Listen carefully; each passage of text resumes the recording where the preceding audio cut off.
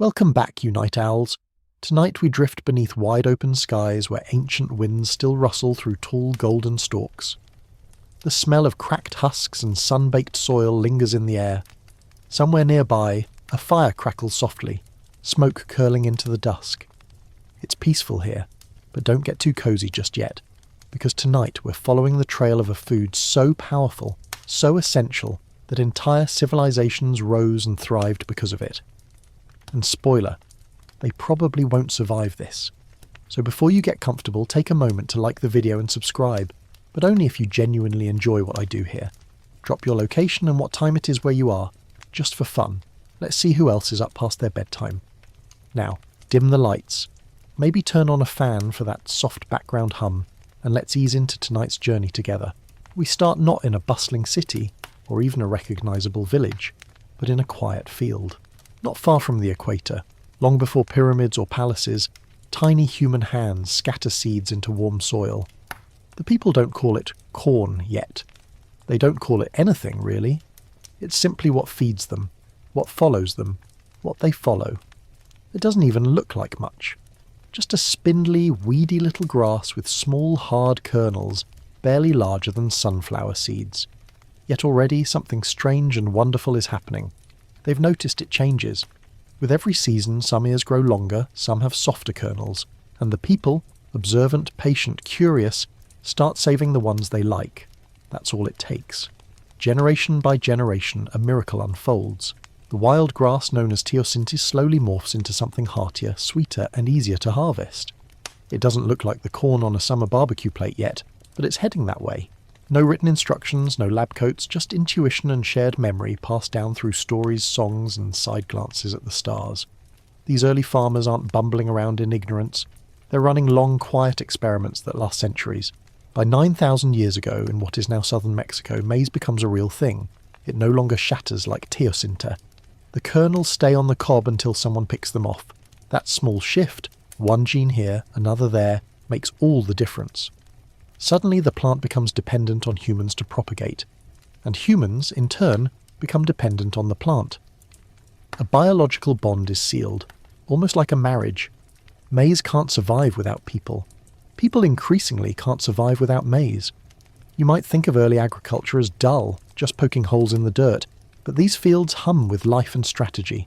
Women, often the primary agriculturalists, memorize which plants thrive in shade, which grow best with what kind of mulch, and when to plant based on the moon. One quirky tidbit. Some cultures reportedly use spider behaviour to predict rainfall. If the spiders spun their webs close to the ground, rain was coming. If they went high, better hold off on sowing. As villages form, maize becomes more than a food. It's a measure of time. Communities begin organising their entire calendar around planting, weeding, harvesting and storing. Archaeologists have found remnants of ancient agricultural calendars carved into stone, simple yet astonishingly accurate, based entirely on sun positions and star cycles. These aren't farmers, they're astronomers with dirt under their fingernails. Now follow that maize trail northward. People carry it carefully in bark pouches, wrapped in leather or fibre, crossing rivers and deserts. It takes centuries for maize to adapt to colder climates, shorter growing seasons and different soils. But adapt it does. Wherever it travels, it changes form. Some ears get fatter, others grow taller, some go blue or red or even nearly black. The plant is alive, watching the people as much as they watch it. But in these early days, in the cradle of Mesoamerican farming, maize doesn't grow alone. Even now, small clearings are filled with three essential crops: maize, beans, and squash. Planted together, they form what's later called the Three Sisters. Each one protects and feeds the others. Corn grows tall, giving beans a pole to climb. Beans fix nitrogen in the soil, feeding the corn. And squash spreads wide, shading out weeds and keeping the soil moist. It's permaculture before permaculture was cool. Children scamper between rows, plucking squash blossoms for breakfast, or trailing behind elders with woven baskets. Stories unfold in these gardens. Some say the corn spirit is a woman, tall and yellow-haired. Others say she's a man, strong and patient.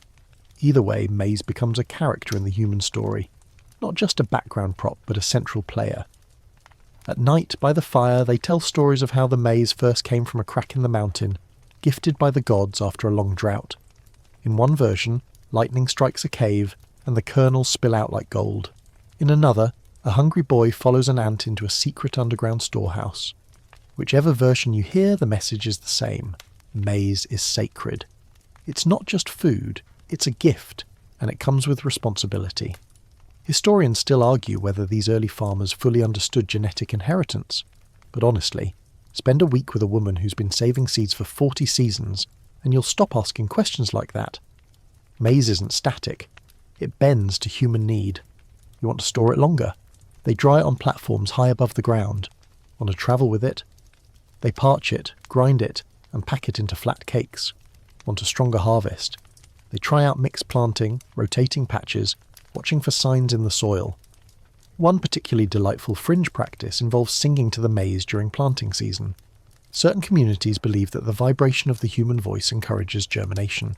So you get these small, impromptu concerts in the fields, melodies drifting out between the hills, sung not to entertain other people but to coax the seeds awake. Of course, it's not always peaceful. Droughts hit. Pests arrive. Some years the harvest barely fills the baskets. But the maize is adaptable. The people are resilient. They build storage pits, clay-lined and cool, to keep kernels safe for lean seasons. These granaries become treasure troves, literal vaults of survival. Sometimes archaeologists stumble on them hundreds of years later and find the maize still intact, still golden, still whispering. As the centuries pass, maize weaves itself into every aspect of daily life. Cradle boards are carved with maize symbols to protect infants. Burial bundles include ears of corn to feed the dead on their journey. The colour of corn becomes symbolic. White for purity, red for blood, blue for ancestors, yellow for sunlight. In some regions, brides carry maize instead of flowers. In others, warriors rub cornmeal on their skin before battle. It's hard to overstate how central this plant becomes. It feeds, it heals, it unites. And in a world where food insecurity is a daily threat, maize doesn't just fill bellies. It gives people a sense of control, of continuity. Still, no one sees this relationship as a dominance. Maize isn't owned, it's partnered with. It's thanked in ceremony, in art, in whispered prayers before the first bite. And yet, even in these early golden days, a tension simmers beneath the husks. What happens if the rains don't come? What if a blight strikes? What if the plant changes too much? But for now, the fire still crackles and the wind still hums through the tall grass. A young girl crouches in the dusk, picking up a single kernel dropped from her pouch.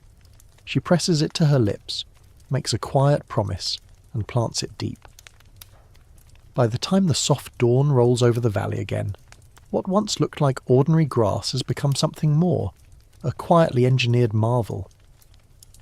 From afar, the early maize fields appear calm, rows of green stalks waving in rhythm with the wind. But up close, it's a buzzing laboratory of human ingenuity. This isn't passive gathering. This is deliberate, ancient bioengineering, hidden behind a modest facade of stalks and husks. Back in its wild form, teosinte is the very definition of low maintenance. A few tough branches, tiny seed clusters encased in rock-hard shells, barely edible without cracking a tooth. You'd walk past it 100 times and never guess what it would become. Yet somehow, someone, likely many someones, saw its potential. They didn't just eat it, they transformed it. This transformation didn't happen overnight. It crept along in seasonal increments, with each harvest becoming just a little more reliable, each cob slightly more generous. These early farmers weren't planting by accident. They were selecting, saving seeds from ears that didn't fall apart at the touch, that resisted bugs, that ripened at just the right time. It was slow, painstaking work, requiring the kind of patience most modern folks can't muster past a buffering video. Through this process of selection, the DNA of teosinte gradually morphed into maize, though of course they didn't call it that yet, they simply called it life. This is where things get quietly astonishing. These ancient agriculturists achieved something that modern scientists still marvel at. The genetic leap from teosinte to maize is one of the most extreme transformations ever accomplished by humans. At least 5 major genetic mutations had to align perfectly for maize to even exist. And yet somehow in this little corner of ancient Mesoamerica, they pulled it off. Historians still argue whether this process was intentional in the scientific sense or the result of blind trial and error.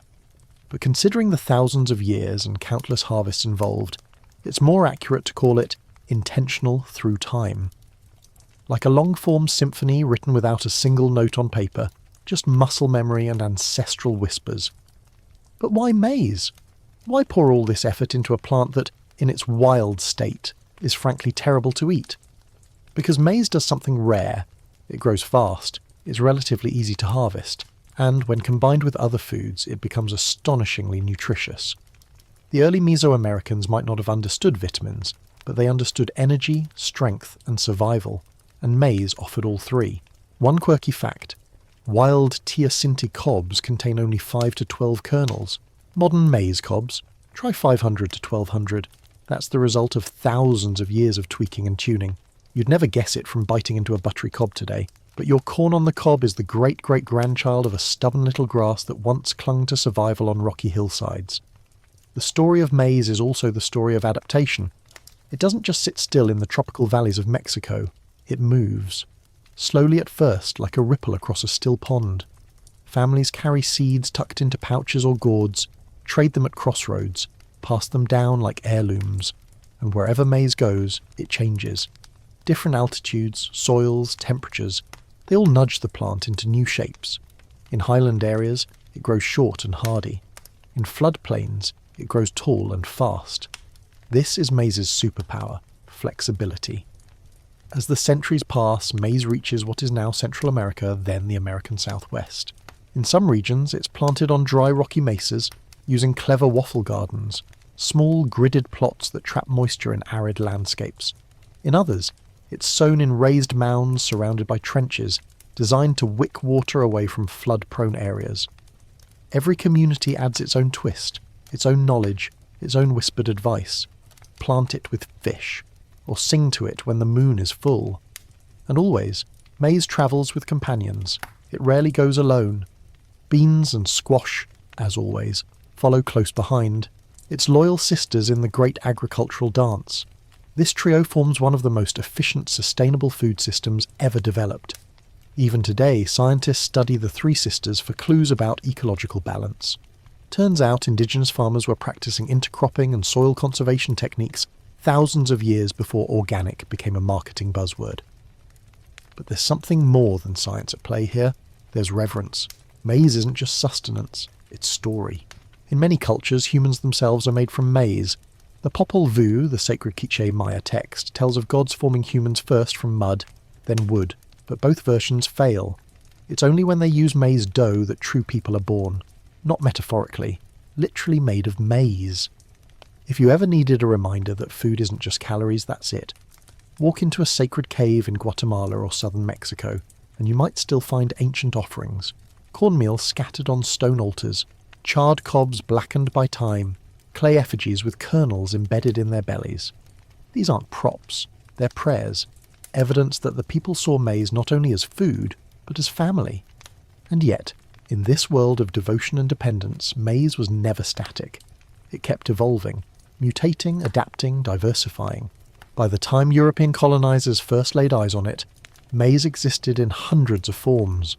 Tall flint corn that cracked like fire when roasted, soft white corn used for tamales, deeply pigmented blue and purple varieties rich in antioxidants.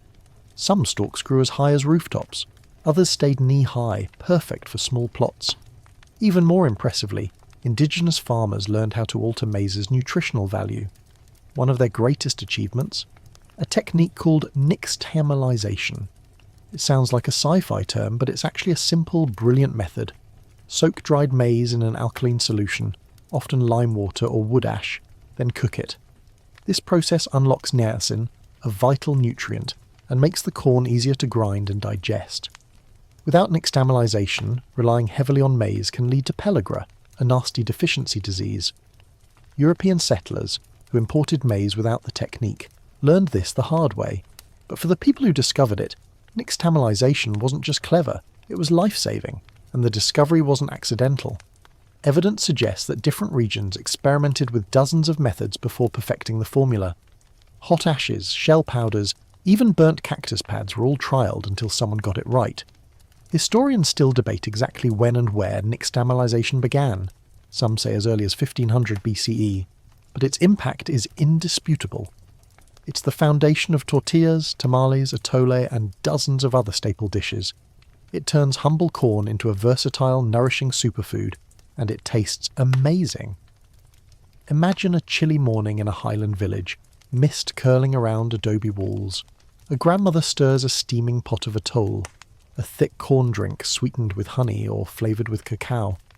Outside, children gather kindling, and smoke rises from clay commels where tortillas puff and hiss. This isn't a scene from long ago, it's today, and it's every day. The traditions didn't die. They just kept whispering. Of course, every paradise has its shadows. The deeper maize wove itself into daily life, the more dependent societies became on its success. A failed crop didn't just mean hunger, it meant disaster. Entire communities learned to hedge their bets, planting staggered fields, building redundancy into their systems. But when droughts struck hard or armies marched through, even the best preparation sometimes failed. One historical tidbit often overlooked. During major volcanic eruptions in Central America, ash clouds dimmed the sun and cooled the region, devastating maize yields. Some scholars believe this climatic shift contributed to the collapse of entire city-states, and yet maize persisted. Not through brute strength, but through humility, by adapting, shifting, hiding, and re-emerging. There's a quiet lesson in that. The strongest plants aren't the tallest or the prettiest, they're the ones that bend without breaking. As we close this second chapter, the maize fields stretch before us, wide, sun-dappled and humming with unseen energy. The kernels hang heavy on their cobs, golden or ruby or glassy blue, waiting for the hands that will harvest them, dry them, grind them, and begin the cycle again. And somewhere, beneath the soil, one wild teosinte seed still waits, like a half-remembered ancestor, watching its mighty descendant reach for the sun. The sun creeps higher, casting shadows over a patchwork of cultivated fields, each one buzzing with quiet purpose. No metal ploughs, no engines rumbling in the distance, just the rhythmic scrape of stone tools, the patter of bare feet on soil, and the occasional laugh of a child dodging between squash leaves. These aren't industrial farms, they're masterpieces of ecological choreography. Welcome to the age of the three sisters. Maize never thrives alone, not for long anyway, and long before agricultural textbooks coined terms like companion planting, indigenous farmers had already cracked the code. They'd noticed that maize did better with company. Enter beans and squash, two plants that didn't just coexist, they completed each other. Like a perfectly dysfunctional family road trip, they bickered for space, tangled together, and yet somehow always made it work. Maize, the tall one, shoots up like a green skyscraper, demanding sunlight. Beans, the climbers, twirl up the stalk, anchoring themselves and adding a quiet trick.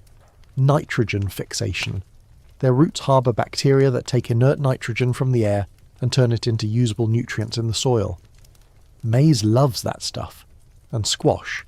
It sprawls across the base like a lazy cat, broad leaves shading the ground, keeping moisture in and weeds out.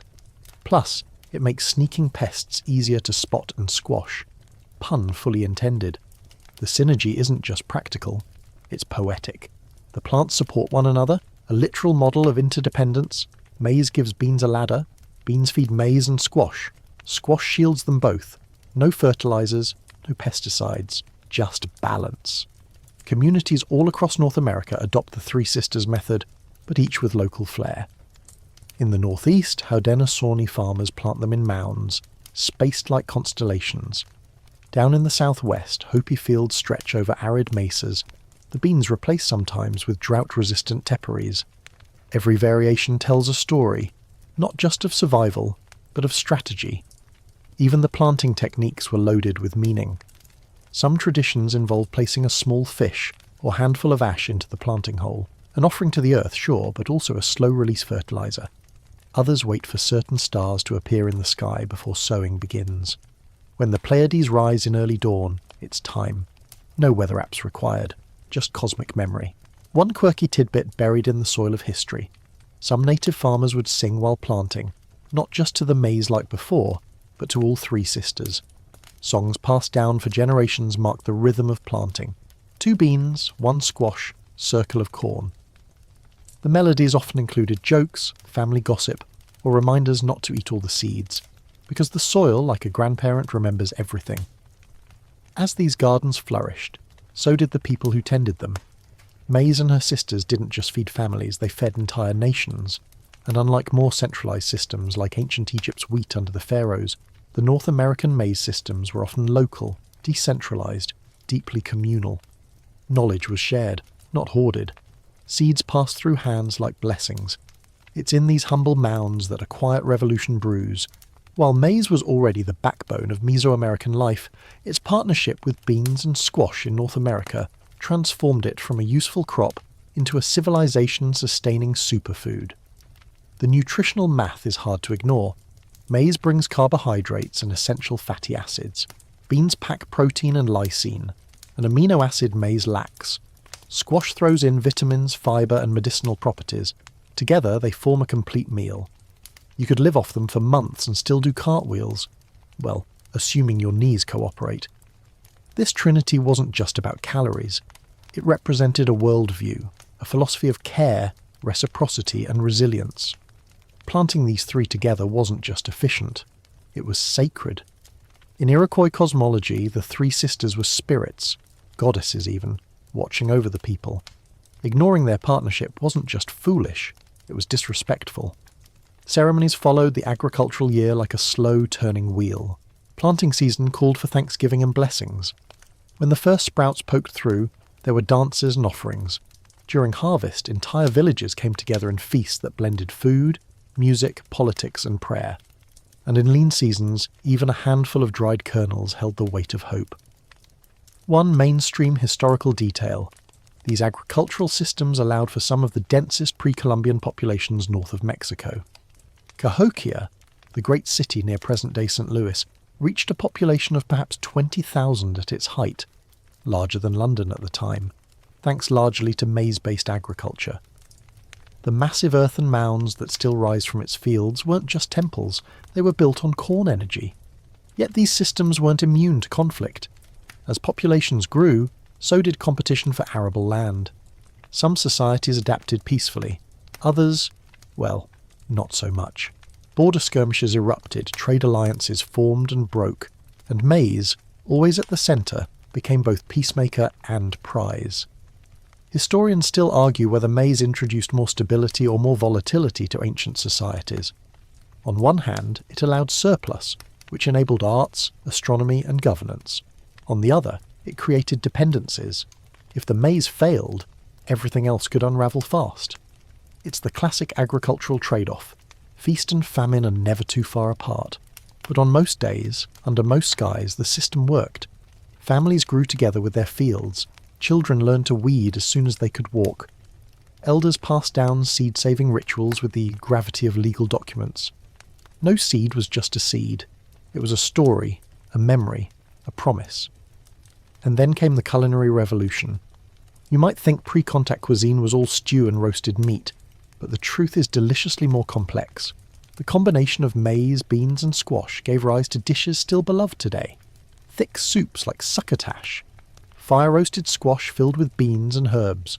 Cornbread, yes, but also corn cake, corn pudding and corn mush served with maple syrup tapped from nearby trees.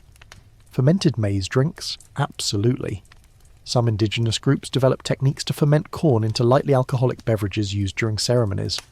One mild variant, made by chewing the corn first to introduce enzymes, was a bit of a local specialty. And yes, it sounds strange, but your morning kombucha isn't exactly normal either. Even the corn itself came in a buffet of options. Flint corn, with its hard, glossy kernels, stored beautifully through winter. Dent corn, with its soft, dimpled centres, made better mush and porridge. Sweet corn, what we eat at cookouts today, was a rare treat, often eaten young and fresh. Then there was popcorn, which did exactly what it still does now, surprise and delight. Ancient peoples discovered that certain varieties, when heated over hot coals, exploded into fluffy bites. Early movie snacks minus the movie. Still, with all this abundance, there was an understanding. You never took more than you needed. You always left some for the birds, the deer, the soil. This wasn't a written rule, it was felt. A shared ethic born from generations of observation. The plants provided, and in return they were treated with care, even affection. One final, quiet detail. In many gardens, farmers left one stalk of maize unharvested, not because they forgot, but because it belonged to the spirits, the ancestors, the land, the unknown, a small, leafy gesture of humility. As the years folded into centuries, the Three Sisters system didn't just persist, it evolved. Communities traded seeds, hybridized varieties, and shared techniques. A bean from the south might travel north and find a new home. A squash prized for its sweetness might become the star of a festival 2,000 miles away. The agricultural map of North America became a living quilt, stitched together by roots, rivers, and stories. And always, at the centre of the table, literal and symbolic, was maize. She stood tall not just in fields but in stories, prayers, lullabies. The first food fed to babies, the last gift laid on graves. A plant so powerful it became a metaphor for people themselves, resilient, adaptable, always growing toward the sun. The air inside the cave is still thick with the smell of earth and ash. Flickering torchlight glances off ancient stone walls, casting dancing shadows across something extraordinary. Rows of clay jars sealed with pine resin, buried deep in the cool dark. Some are empty now, long opened and emptied by curious hands. Others remain sealed, cradling their quiet treasure. Kernels of maize, dried, hardened, and perfectly preserved for 1,000 years. These are not just food stores, they are time capsules. High in the dry cliffs of the southwest or tucked beneath forested hills in Central America, these ancient granaries reveal something profound. That the people who stored maize understood time differently. They weren't just thinking about next week's meal. They were thinking in seasons, in generations, in centuries. A good harvest wasn't just lucky, it was a covenant, a promise to the future. To keep that promise, they devised some truly ingenious methods. Stone-lined pits dug deep to maintain a steady temperature, kept moisture and pests at bay. Above ground, corn was hung in bundles from rafters or strung across poles, high enough to thwart rodents and low enough to grab in a hurry. In wetter climates, they built elevated storage platforms, essentially the ancient cousin of a walk-in pantry on stilts. In the highlands of the Andes, yes, maize made it that far. The Inca developed massive state-run storage houses called colcas. These were stocked with everything from dried maize to freeze-dried potatoes, and they formed the backbone of one of the most efficient food distribution networks in pre-modern history. When drought hit or war broke out, the granaries opened like treasure chests and the people ate. But even in smaller communities, storage was sacred. Women passed down seed-saving techniques like family recipes. "This jar is for the white kernels," they'd whisper. "This one is for blue. And this one, never open this unless there's snow in spring." That last bit, not superstition, strategy. It's called a hunger jar, a final reserve for times of desperation. And more than one community survived winter on the contents of those quiet clay vessels. Maize wasn't just stored, it was tracked. Across Mesoamerica, entire calendars revolved around the life cycle of the plant. The Maya developed intricate solar calendars with over 300 days, some tuned specifically to agricultural tasks. Certain days were ideal for planting, others warned of blight or invited blessing. These weren't vague horoscopes, they were data sets compiled over centuries, refined by stargazers and dirt-fingered farmers alike. Archaeologists have uncovered ceremonial stelae, upright stone slabs, etched with corn imagery and calendar glyphs, celebrating not kings or battles, but good planting years. That's how you know what mattered most. Even more fascinating are the maize codices, folded bark books from the Aztec and Mixtec civilizations, painted with scenes of sowing, harvesting, and ritual. In one, a maize god bursts from the earth, surrounded by singing priests. In another, women grind corn beside images of constellations. The stars and the seeds always appear together. Because to these ancient peoples, maize was not just tied to time, it was time. Historians still debate whether these calendars were universally followed or localized to specific city-states. But there's no denying the breadth of agricultural knowledge encoded in these systems. Today, modern farmers use satellite imaging to track soil health. Back then, they watched shadows fall on temple steps, listened to frogs croak after rain, and read the bark books by firelight. one particularly quirky example. In parts of the Yucatan, farmers interpreted the position of Venus as an omen for planting. When Venus rose just before dawn, known as the morning star, it signalled a new maize cycle, astronomical agriculture, written in light. The reverence wasn't all math and planning. Maize found its way into myth, ritual and daily spirituality. In Nahua tradition, 4 maize gods represent the colours of the crop: white, yellow, red and black. Each one ruled over different regions and seasons. Offerings to these deities range from incense and feathers to, occasionally, a taste of the harvest itself.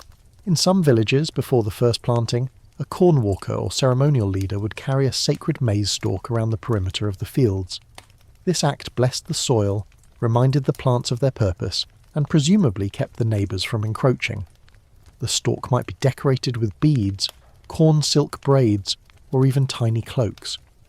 In the highlands of Guatemala, Quiche farmers still perform a ritual called La Petición de la Milpa, literally, the petition of the cornfield. They gather before dawn, burning copal resin and asking the spirits of the land for permission to disturb the soil. Maize may be domesticated, but the land it grows on is wild and ancient. Permission is never assumed. The sacred doesn't stop at planting. Come harvest time, celebrations unfold with astonishing scale and creativity. In the Pueblo cultures of the southwest, the corn dance is one of the most anticipated ceremonies of the year. Dancers in elaborate regalia, painted bodies, feathered headdresses, turtle shell rattles, move in complex rhythms meant to honour not just the harvest, but the relationship between earth and sky. Even in the north, among the Ojibwe and Iroquois, green corn festivals mark the first harvest with song, fasting and sometimes controlled burning of old fields, a symbolic cleansing. These weren't just parties, they were contracts, ceremonies that renewed the social and spiritual bond between people, plant and planet. And let's not forget the practical side of maize worship. Beyond the rituals, there was a deep daily understanding that corn needed care. Farmers monitored weather signs obsessively. Some believed a thunderstorm at planting time meant a robust harvest, while lightning late in the season might scorch the ears. Others claimed that planting while angry, yes, emotionally angry, could stunt growth. Whether that was agronomy or emotional intelligence is up for debate. But it makes you wonder how many modern farmers check their mood before reaching for the tractor keys. Interestingly, the cultural imprint of maize wasn't just seasonal, it was architectural. Many Mesoamerican temples are oriented toward the rising sun on key planting days. The famous Pyramid of the Sun at Teotihuacan aligns with the day the sun reaches zenith, often around the start of the maize season. Temples weren't just houses of worship, they were sundials, growing guides, ceremonial compasses. It's not an exaggeration to say that entire cities were shaped by maize. Roads connected fields to granaries, markets centred on corn trade. Homes were built with storage niches in the walls, just the right size for ears of dried maize. And yet, for all its grandeur, maize remained deeply personal. It was what you grew in the backyard, what your child's first tooth was rubbed with, what you buried with the dead. In some cultures, when a child was born, a single kernel was placed under the tongue, symbolic nourishment from the start. When someone passed, a handful was placed in their hand or scattered on the grave, a final meal for the journey ahead. One beautiful but little-known tradition from central Mexico involved sculpting small figurines out of corn dough, miniature people, animals, even homes. These were baked in the sun and used in storytelling. Some were playful, others deeply symbolic. One surviving example depicts a human figure kneeling before a giant maize ear, perhaps a prayer, perhaps a warning. These traditions weren't static. They evolved, vanished, and reappeared over centuries. But the core remained. Maize as life, as cycle, as memory. You didn't just grow it, you lived through it. Of course, no system is perfect. A society so deeply tied to one crop takes a risk. Too much rain, too little sun, or a swarm of locusts, and suddenly your sacred cornfield becomes a silent one. Entire communities learn to hedge this risk with diversified crops, staggered plantings and community granaries. But even so, the anxiety lingered. One year the cobs are full and golden, the next stunted and sparse. And every time that happened, eyes turned skyward, prayers whispered into the soil. Because the gods were generous, but they were also unpredictable. As night falls over these ancient landscapes, you can almost hear it.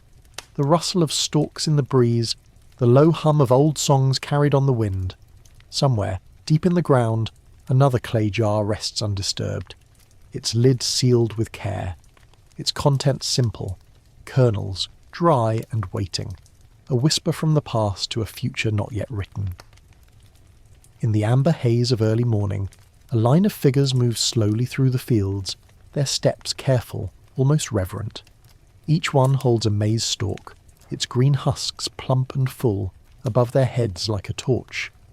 They walk not for planting or harvesting, but for the gods, for the sun, for the spirit of the maize itself. These are the Cornwalker priests, and today their procession marks a cosmic appointment, the arrival of the solar zenith, when the sun pauses directly overhead and the shadows vanish. It's a moment of power, of alignment, and in this ancient world it's a message that the gods are watching. To understand the role of maize in spiritual life, you need to look up as much as you look down, because for civilizations like the Maya, Zapotec, Mixtec, and many others, maize wasn't just from the earth. It was written in the sky. The sun's movements, lunar phases, even the cycles of Venus were all intimately tied to planting and harvesting. But more than that, they shaped the very myths that explained why maize mattered so much. Take the Popol Vuh, that sacred Quiches Maya text again, part scripture, part epic poem, part agricultural manual. In its verses, maize isn't just divine, it's the raw material of humanity. After failing to make successful humans out of mud and wood, the gods finally succeed with masa, the corn dough. Our bones, our breath, our dreams, they're all maize. To disrespect corn, then, is to disrespect yourself. In Aztec mythology, it's the god Quetzalcoatl who descends into the underworld, defeats the giant ants guarding the maize, and brings it back to the surface world for humans. Not as a favour, but as a necessity. No maize, no people. No people, no stories. The gods give corn not just to feed mouths, but to complete the circle. And so religious ceremonies emerge where maize takes centre stage. Priests dress in maize husk cloaks. Altars are decorated with ears of different colours. During festivals, people grind sacred maize into dough and mould it into animal shapes, jaguars, snakes, eagles, and then eat them ceremonially. It's Eucharist, long before the word ever existed. One fringe but persistent story suggests that some Mesoamerican priests carried calendar cobs, small ceremonial ears of corn with carved glyphs on each kernel, used to mark the passage of days and lunar events. Whether those cobs actually functioned like timepieces or were symbolic is unclear, but the idea remains irresistible, that you could hold time itself in your hand, wrapped in husks. Temples, too, bear maize's fingerprints. The famed Temple of the Inscriptions in Palenque features carved reliefs of maize gods emerging from the earth like sprouting plants. Some murals show maize deities dancing, others dying and returning to life, a botanical resurrection. Historians still debate whether these stories inspired the agricultural cycle or vice versa, but either way the effect is the same. Maize becomes the rhythm of the cosmos. Every major step of the maize cycle, from sowing to harvest, was echoed in ritual. Planting began with offerings to the earth spirits, a few kernels dropped into holes with tobacco or cacao, perhaps a whisper of thanks. At harvest, the first ear picked would be cradled like a baby, wrapped in cloth and brought to the home altar. It wasn't just about abundance, it was about relationship. You didn't just farm maize, you raised it. In some regions, women were the primary stewards of corn. The word for woman and corn mother were sometimes interchangeable, especially among the Mississippian cultures of the southeastern US. Here, the corn mother was more than myth. She was matriarch, teacher, and provider. Stories tell of her feeding entire villages from her own body, literally shaking corn from her skirts. And when people grew greedy, when they hoarded or wasted, she disappeared. The lesson was clear. Maize feeds those who honour her. Even the way maize was eaten had a ritual importance. In some communities, it was taboo to throw away a corn kernel. If one dropped on the floor, it had to be kissed before being returned to the pot. Cornmeal wasn't swept aside, it was gently gathered. These weren't mere superstitions, they were habits of reverence. One particularly haunting tradition comes from the Pueblo peoples of the American Southwest. When someone passed away, a small pouch of blue cornmeal was placed beneath their tongue.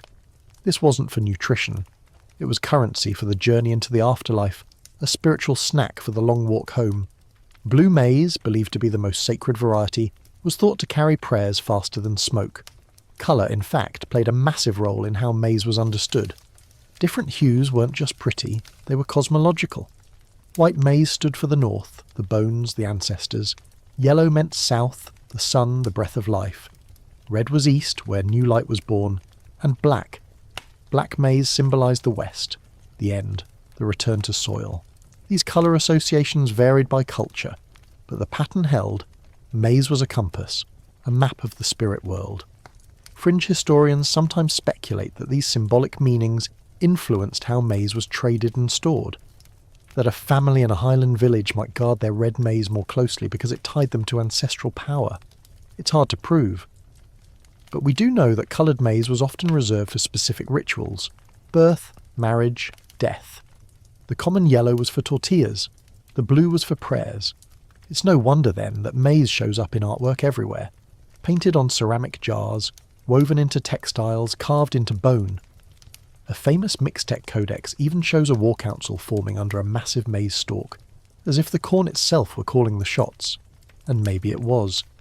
Historians still argue whether maize worship was more centralised in temple complexes or practised mainly in homes.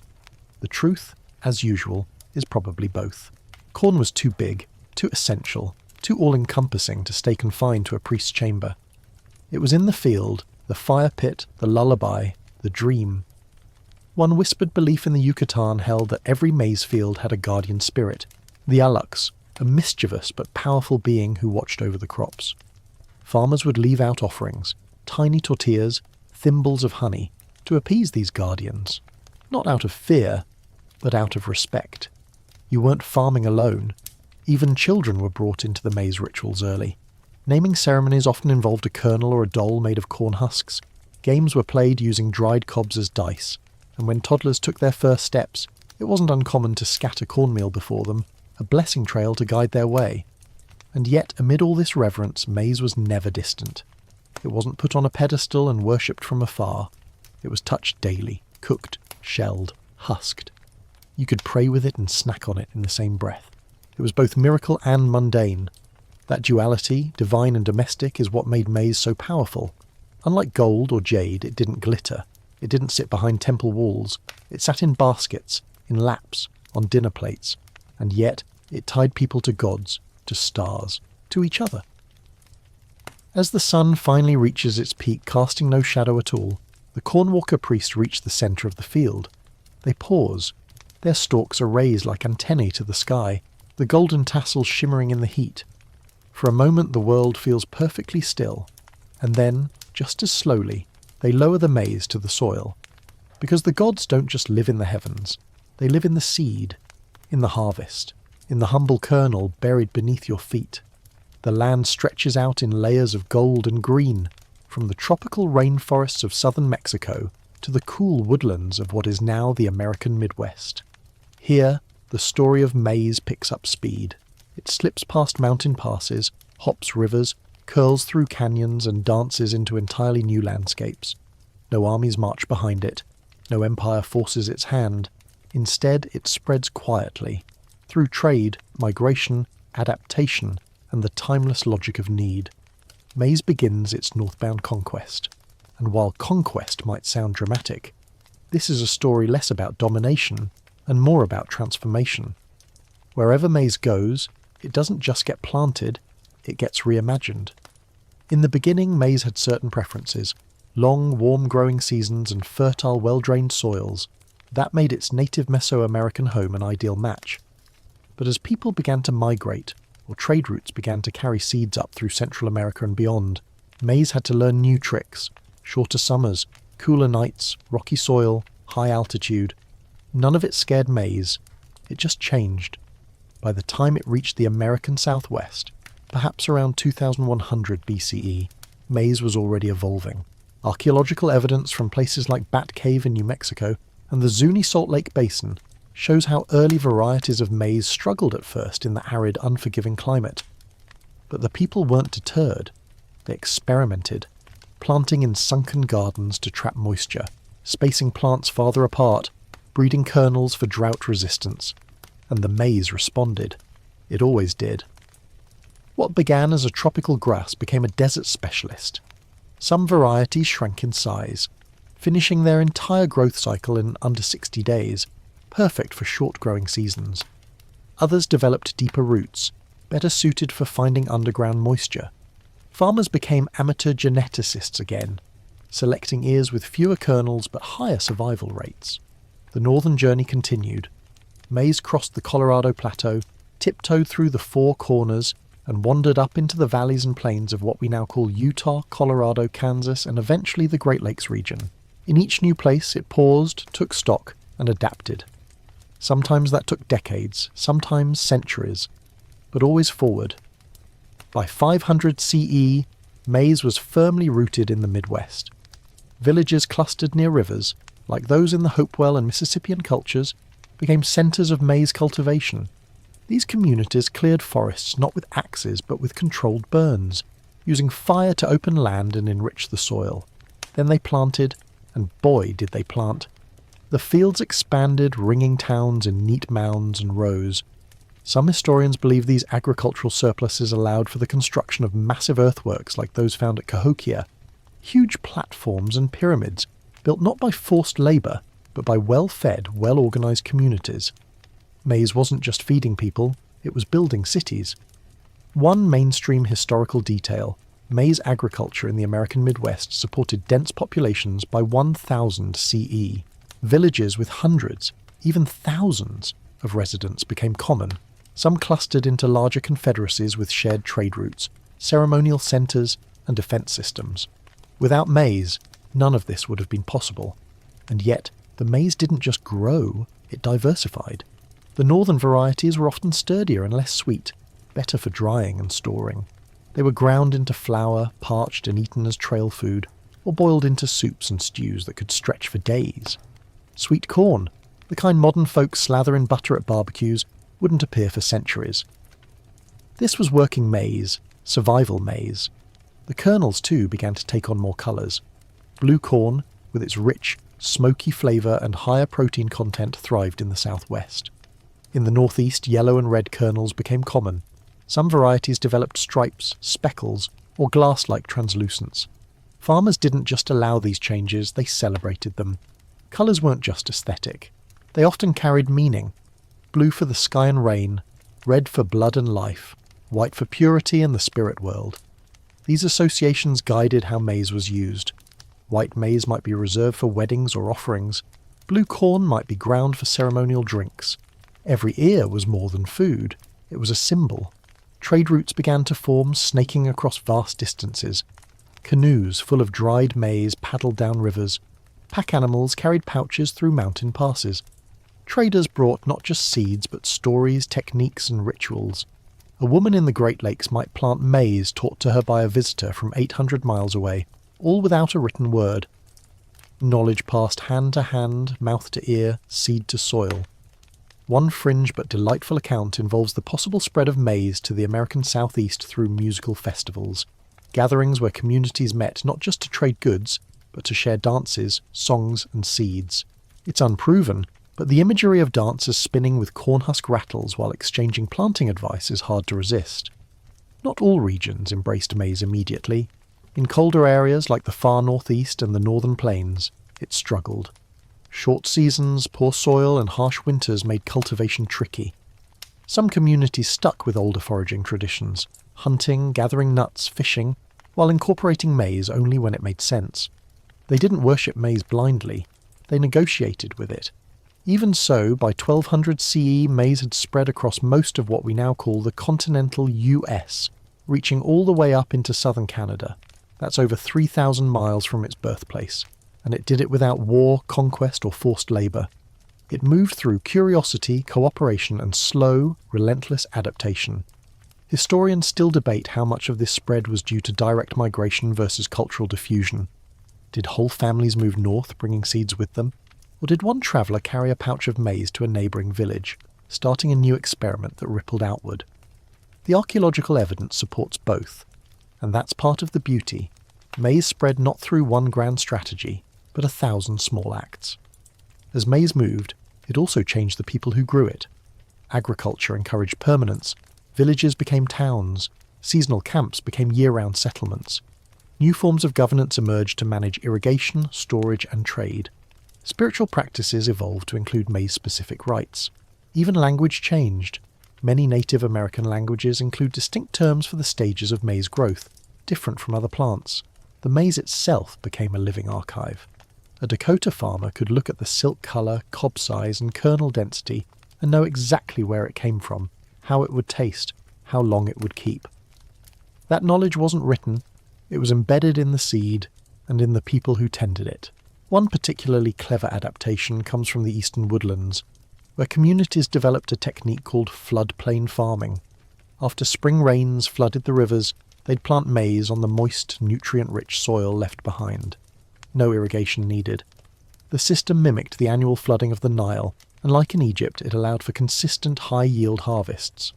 By now, maize wasn't just a food, it was a framework, a system that shaped how people moved, built, governed, and believed.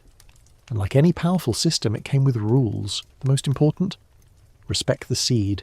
You didn't plant maize without ceremony, you didn't store it carelessly, and you never ever ate the seed stock meant for next year's planting.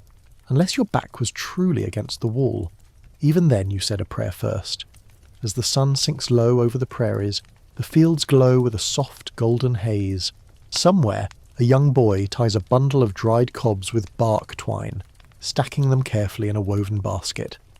His grandmother hums a tune, an old planting song turned lullaby, as she checks the seed jars. And above them, the maize stands tall, whispering in the breeze, reminding them of the long road it has travelled, and the even longer one ahead. A sudden gust of wind brushes through the tall stalks, rustling them like paper. The sound isn't uniform, it's textured, uneven, as if each plant hums in its own pitch. That's because these aren't fields of identical golden ears. No, this is a riot of colour. Some cobs gleam a pale cream, others a burnished ruby red. There's deep obsidian black corn, the kind that shimmers violet in the right light, and speckled maize that looks like someone flicked a paintbrush across it. Then there's the showstopper, glass gem corn, so translucent it seems lit from within, like a string of candy beads dangling from a vine. Corn, it turns out, isn't just yellow. In the modern grocery store, you'd be forgiven for thinking otherwise. Rows of golden ears, shucked and stripped for mass consumption, have flattened our sense of what maize used to be. But long before hybrid cornfields dotted the Midwest, there were hundreds, perhaps thousands, of distinct maize varieties cultivated across the Americas. Each one told a story, each one had a purpose, and none of them looked like what you'd find in a frozen vegetable aisle. This is where things get deeply fascinating. Ancient native farmers weren't just trying to grow more corn, they were tailoring corn to their needs, tweaking its taste, texture, storage life, and cultural role. In some communities, maize was bred for maximum kernel hardness, ideal for grinding into flour or enduring long storage winters. In others, softness was prized, making the maize easier to eat fresh or boil into stews. One mainstream historical fact: by the time of European contact in the late 15th century, indigenous farmers across the Americas had domesticated more than 300 known types of maize. That's a level of genetic diversity comparable to what we now find in dogs or wine grapes. And it wasn't random. Every strain was shaped by careful observation, local taste, and environmental reality. Among the Hopi of the American Southwest, blue corn reigns supreme. It's not just a crop, it's a cultural icon. The cornmeal it produces is dense, rich, and slightly nutty. Mixed with ash or juniper water, it becomes ceremonial peaky bread, a translucent, paper-thin creation, so delicate it melts on the tongue. Hopi families pass down blue corn seeds like heirlooms, often with oral histories attached.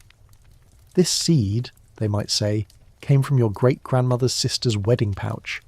In the southeast, you find flour corn, soft, starchy, pale kernels that grind easily. In the northeast, flint corn dominates, hard as rock, but excellent for withstanding wet, chilly climates and resistant to mould. Each type speaks to the land, to the season, to the people who coaxed it from the earth.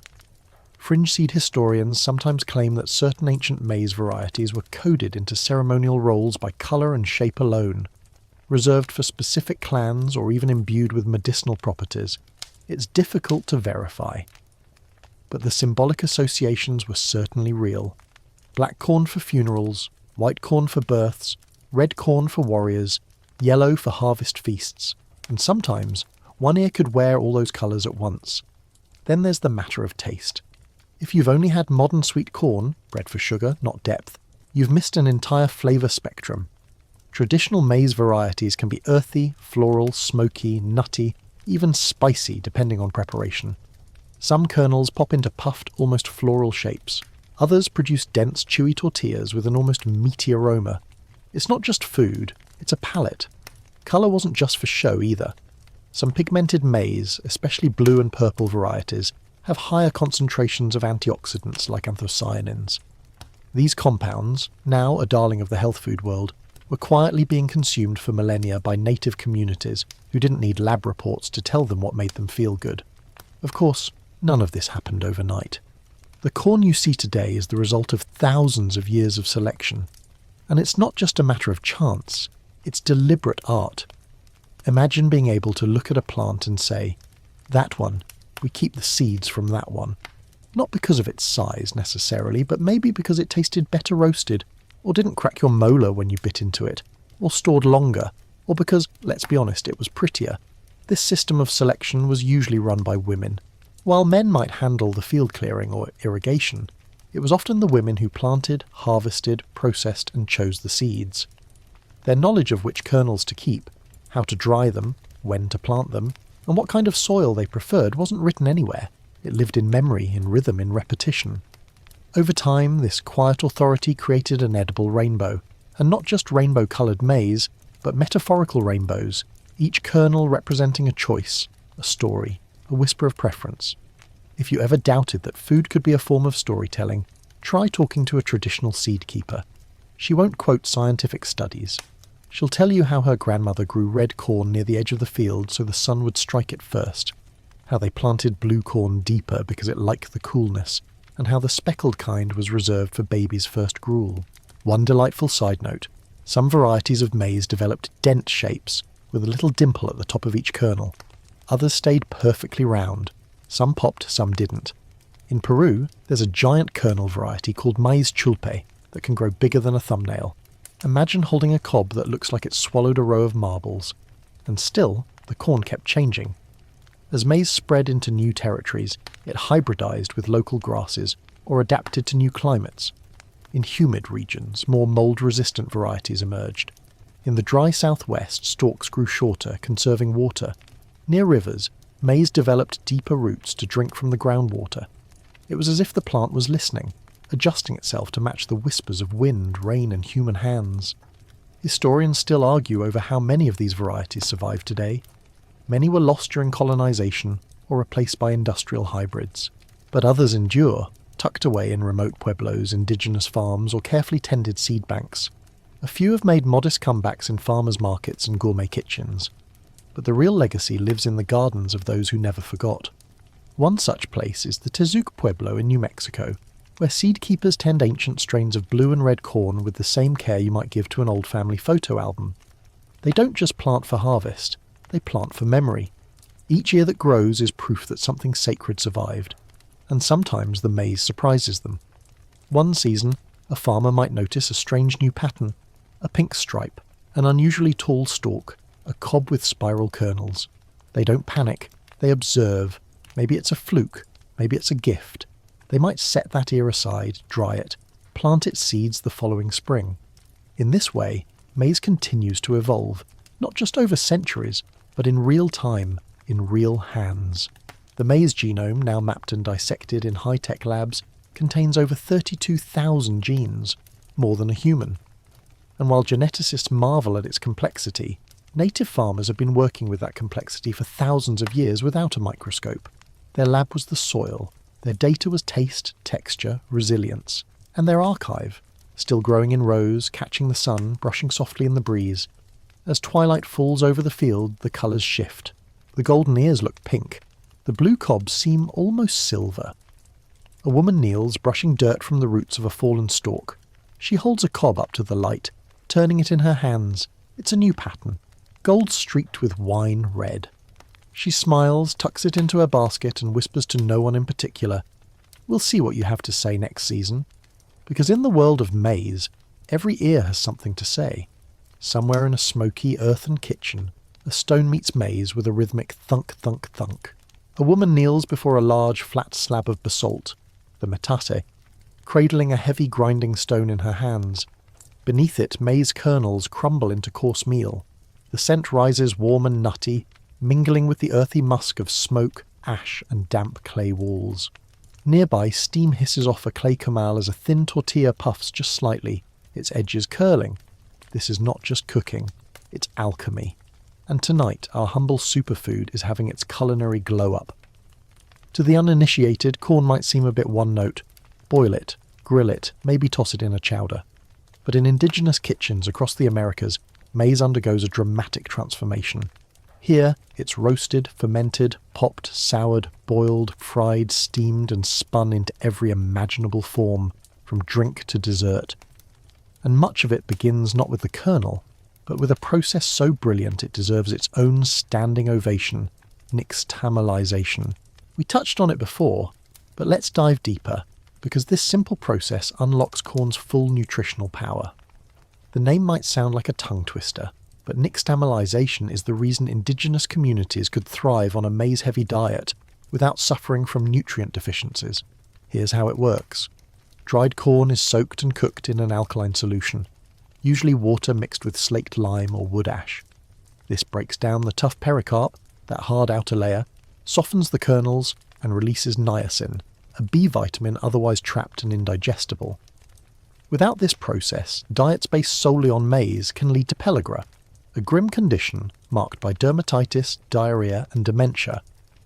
Europeans didn't learn nixtamalization when they took maize back across the Atlantic, and it cost them. Pellagra became rampant in maize-consuming communities throughout Europe and the American South. But back in Mesoamerica, the process had been perfected for thousands of years. What begins as a dry, humble kernel becomes nixtamal. Plump, slightly slippery maize with a distinct smell, both mineral and sweet. From here it's ground into masa, the dough that forms the foundation of tortillas, tamales, pupusas, sopes, and so much more. Let's start with the tortilla, perhaps the most iconic transformation of maize. Fresh masa is flattened, slapped between palms or pressed in a wooden mould, and cooked briefly on a hot comal. The smell is otherworldly, slightly toasty, buttery, with a savoury depth that seems to wrap around your senses like a wool blanket. A warm tortilla is more than a food. It's a carrier of culture, a scoop, a vessel, a plate, a napkin, and a comfort in one. Then there are tamales. Take that same masa, spread it onto soaked corn husks, fill it with anything from spiced beans to rabbit stew to dried fruits, wrap it tight, and steam it until it's firm and fragrant. Tamales are a feast food, made in batches of hundreds for festivals and gatherings. Preparing them is communal, an hours-long event where stories are swapped, gossip shared, and children steal bites of raw masa when they think no one's looking. But maize cuisine isn't limited to solids. Enter atole, a warm, thick drink made from masa, water or milk, and sweeteners like honey or cinnamon. It's the morning hug in a clay mug, or its wilder cousin, champorado, which adds chocolate for a richer, spicier brew.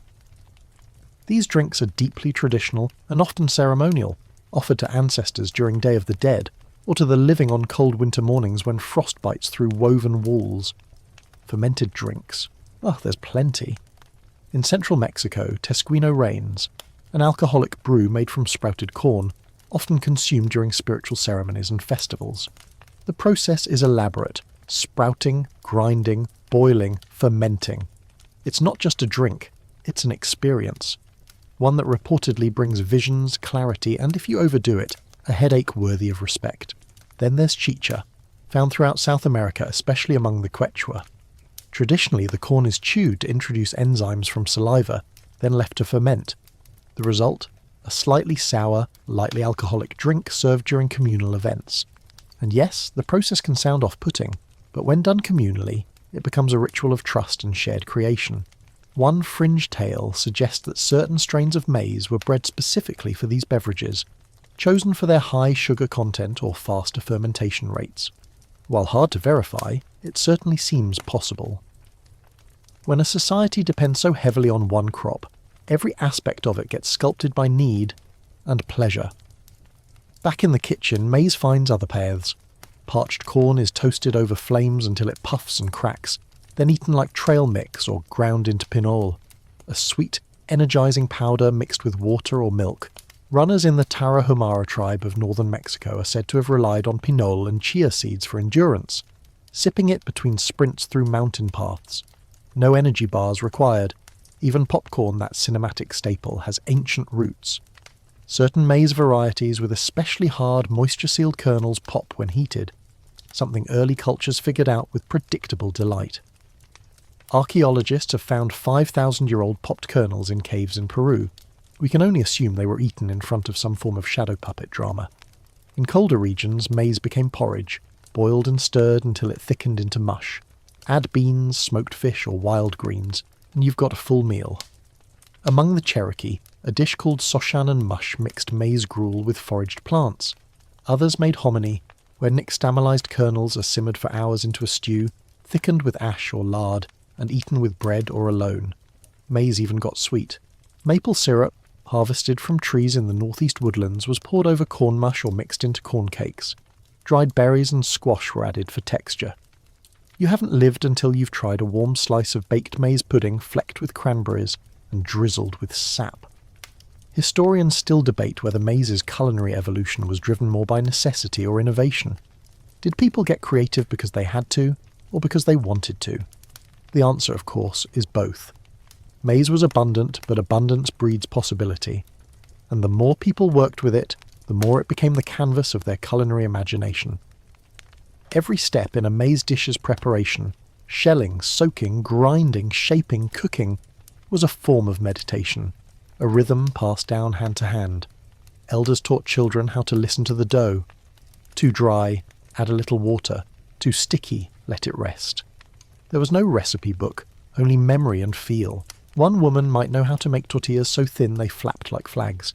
Another might specialize in tamales with chili sauce so potent it made grown men cry. These were not trivial skills. They were art and survival and social glue. And there were rules. In many cultures, only certain people could prepare sacred maize dishes. During ceremonies, menstruating women might be asked to avoid cooking, out of respect, not shame. Certain spices might be forbidden during funerals. During harvest feasts, the first tamale might be offered to the fire, the smoke curling upward as a message to the spirits. We remember. We're grateful. Maize wasn't just transformed in the kitchen, it transformed the kitchen itself. The layout of traditional homes often revolved around the maize hearth, with grinding stones embedded in the floor, storage nooks built into the walls, and drying racks dangling from the ceiling like chandeliers of sustenance. Even today, if you walk into a traditional Nahua or Zapotec home, you'll find the traces of maize in every corner. The smell lingers in the clay, the soot on the ceiling, the polished groove on the metat where thousands of pounds of kernels have surrendered to stone. Outside, the fields sway quietly in the afternoon breeze. Children chase each other between rows. A pot bubbles gently over fire, and the air carries a scent older than memory. Roasted maize, lime water, smoke, sun. Not just food, legacy. The first flakes of snow drift silently across the plains. The world slows, muffled under a layer of white. In a weathered dwelling built of clay, bark or logs, depending on the region, a family gathers around the hearth. The fire crackles low, its glow reflected in polished pots and the wide eyes of children. A pot of thick hominy bubbles beside it. Outside, the fields lie bare, dormant. But in storage baskets, clay jars and animal hide sacks, a treasure waits. Maize, dried, sealed and safe, stands between this family and starvation. This isn't an imagined scene. It's one that repeated itself across centuries, across geographies, across thousands of communities. In the lean season, when foraging thinned and game grew scarce, maize wasn't just a meal, it was a lifeline, the forgotten superfood that kept people alive. Survival wasn't always dramatic. Sometimes it came down to preparation, not heroics. Families spent the harvest season drying ears of corn on rooftops, racks, or the bare earth. They turned green maize into thick mushes or smoked it for long journeys. Kernels were shelled, sorted, stored. Some were ground into meal and packed tightly into ceramic jars sealed with beeswax or pine pitch. Others were strung together and hung from rafters in tight braids. Each method, each movement, was a strategy against hunger. When winter pressed hard against the walls and the winds howled through bare trees, the presence of maize was reassurance. A handful of dried kernels soaked overnight became soup. Ground meal stretched with water became gruel. Roasted cobs added warmth and energy. These weren't lavish meals, but they were enough to sustain muscle, enough to keep the fire in the belly alive. In drought years, maize became currency. A bushel traded for meat, for furs, for seeds. In war years, it fed refugees. During disease, it soothed the sick. It didn't require butchering. It didn't spoil fast. It was clean, efficient, and incredibly versatile. One mainstream historical moment often overlooked. During the Great Drought in the 12th century, many ancestral Puebloan communities in the southwest began to move, not just because of warfare or spiritual reasons, but because maize yields began to collapse. Yet even as they migrated, they took their seeds with them, seeking new rain-shadowed cliffs, new arable valleys, always following maize's whisper, "Here perhaps we can grow again." Some settlements, like Mesa Verde and Chaco Canyon, developed advanced methods to extend maize's life. They built granaries tucked into cliff walls, cool and dry. They engineered runoff channels to trap water during brief desert rains, channeling it straight to the roots. They even grew checkerboard fields, plots scattered across different zones, so a localized storm or pest wouldn't wipe out the whole crop. One of the more remarkable practices involved the use of companion animals in storage defense. In some areas, dogs were trained to sleep beside the maize stores, warding off rats and opportunistic thieves, two-legged and four-legged alike. Some tales even mention keeping tame snakes in granaries, a practice still used in parts of Asia today. Whether true or not, the message remains: maize was precious enough to protect. Then there's the story of the hunger bundles. In the eastern woodlands, when times grew especially dire, families might tap into a hidden stash, kernels sealed in bark, wrapped tightly, and buried beneath a marked stone. These were meant to be untouched unless famine truly loomed. Opening one was both relief and sorrow. It meant things had gone wrong, but it also meant survival. And maize doesn't just survive, it helps you survive smarter. It's portable, easy to cook. It stores for years under the right conditions, and it scales. A small family garden might yield enough for months, a community plot, enough for a year. It's forgiving in the soil, often growing where other crops fail. It asks for care, yes, but it gives back abundantly.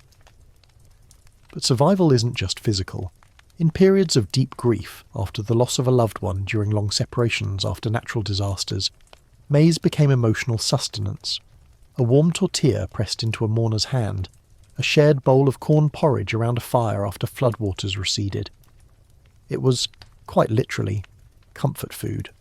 One fringe but evocative tale from the Mississippi Valley tells of ghost maize. Kernels believed to appear only during extreme crisis, found glowing faintly in the moonlight beneath fallen stalks.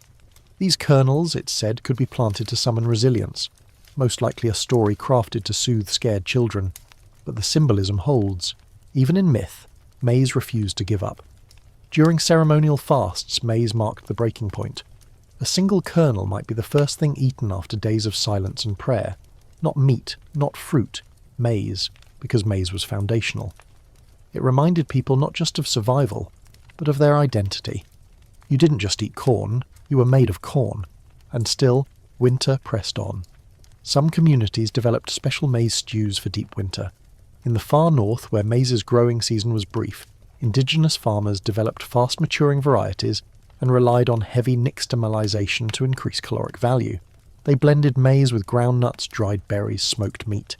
These dishes weren't just nourishing, they were celebrations, proof that they had outlasted another season. Among the Huron and Wendat, maize was roasted and ground with bear fat for high-energy cakes, ideal for trapping expeditions or long travel. The Iroquois mixed maize flour with ash and cold water to create a chewy, sustaining cake baked on stone. And in the southwest, families warmed a tole, that thick corn drink we know so well, over morning fires, sipped slowly, thickened with herbs, sometimes sweetened with cactus honey. It stuck to the ribs and carried you until night. Historians still puzzle over how indigenous food systems supported such large populations without refrigeration or modern preservatives. But the answer, as always, lies in the details. The drying, the ash, the lime, the communal sharing, the wisdom not to overplant, not to exhaust the land, not to hoard. Even children were taught maize's role in survival. In winter they played games with dried cobs. They learned how to grind small batches of meal just right. They were told stories about the maize spirit sneaking through the snow to check on the granaries, rewarding those who cared well and punishing those who disrespected the seed. One lovely tradition from the Great Lakes area, a child's first steps in snow were marked by a trail of cornmeal scattered behind them as a blessing. So you'll never walk without food, the elders would say. And what about travel? Maize was the ultimate trail food. Popped corn packed light and stayed crisp. Roasted cornmeal could be mixed with water into a fast porridge. Fermented maize cakes provided calories and small doses of alcohol to ward off the cold. Even maize stalks were chewed as a mild appetite suppressant during long hunts. In fact, maize made whole migrations possible. When families left their homelands due to conflict, famine, or marriage alliances, they often carried maize seeds in hidden pouches sewn into clothing, or tucked into ceremonial bundles wrapped in cloth. It wasn't just a food, it was a guarantee. Wherever we go, this will go with us. And if they found themselves in new soil, unfamiliar territory, different sun angles, they watched. They adjusted. They waited. Maybe the old maize didn't grow quite right, but maybe the soil had something to teach. So they listened and adapted and saved seeds from the few plants that dared to thrive. In a few seasons the maize changed, and the people with it. This feedback loop between humans and maize is what made it so extraordinary. Not just as a crop, as a partner, a co-evolver. A stubborn golden thread pulled through the dark fabric of winter, leading back toward the light.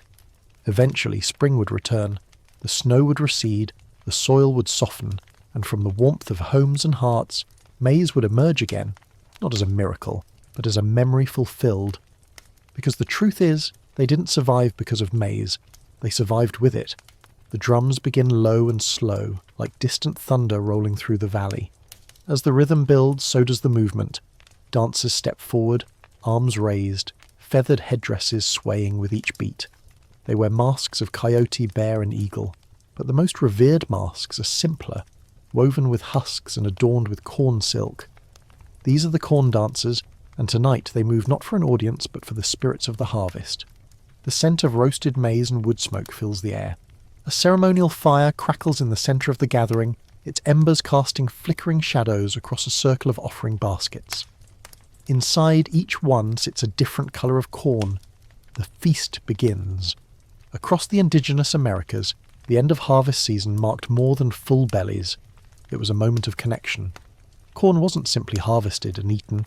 It was honoured, thanked, performed, danced, and remembered. Ceremonial feasts were often grand and deeply layered affairs, blending spirituality, politics, and community bonding. And always, maize was the honoured guest. Among the Haudenosaunee, Iroquois Confederacy, the green corn ceremony was one of the most important events of the year. Held when the maize first ripened but before it was fully harvested, it was both a thanksgiving and a purification. Before tasting the season's crop, the entire community participated in ritual fasting, cleaning, and storytelling. Elders recited the creation stories, reminding everyone that humans were made from corn and that corn must be treated with humility. The first ears harvested were placed on altars or communal hearths. Cornmeal was sprinkled into flames, sent skyward on the smoke. Dancers moved in spirals, imitating the growth pattern of maize stalks. Songs praised the corn mother and the three sisters. Even the tools used, wooden mortars, grinding stones, cooking pots, were part of the ritual. Everything became sacred. These feasts weren't just spiritual, they were political. Leaders addressed their communities, reaffirmed alliances, negotiated marriages, settled disputes. It was a time for renewal in every sense. Just as the maize cycle turned, so did the human cycle. It was a reset. Among the Zuni, Hopi, and other Puebloan peoples, corn dances could last hours, sometimes days. The dancers wore vibrant sashes and turquoise jewellery. moving in synchronized steps to the beat of gourds and drums. The corn itself was painted, blessed, carried in processions like a child or elder. Some was buried ceremonially, a gift to the earth. Some was offered to shrines or carried to sacred springs. And always, a portion was left in the fields for the birds, the insects, the wandering spirits. Historians still argue whether these ceremonies were strictly agricultural or had broader political and cosmological meanings. But those lines blur quickly when survival and spirit are so closely tied. One thing's for sure, maize wasn't just a backdrop to these cultures, it was the centrepiece. And then there were the ghost cornfields. Scattered across abandoned settlements and cliffside dwellings, archaeologists have found signs of ritual maize plantings made not for harvest but for memory. In some cases, the fields were meticulously cleared and sown with heirloom seeds, even though the inhabitants were preparing to leave. They planted anyway, not to feed themselves, but to mark the land, to tell the next visitor, we were here, we grew, we respected. In Chaco Canyon, once the heart of a massive trade network and spiritual centre, remnants of maize cobs have been found, in rooms sealed off from daily use. Some are charred, suggesting controlled burns as part of ritual offerings. Others are pristine, left untouched, preserved like museum pieces by the dry desert air. These ghost cornfields remind us that maize wasn't always about sustenance. Sometimes it was about legacy. In the highlands of Guatemala, some Maya communities still plant spirit fields, small plots with no intention of harvesting. These fields are tended with great care, often located near ancestral tombs or sacred caves. The idea is not to feed the body, but to nourish the memory of those who came before. Maize grows tall and golden, and when it withers, it returns to the soil unclaimed. It is enough that it lived. One fringe but persistent tale tells of a field that, once every generation, sprouts red maize overnight on sacred ground, marking the rebirth of a forgotten lineage. Most consider it symbolic, but it speaks to the deep emotional relationship between people and plant. Corn was never just food.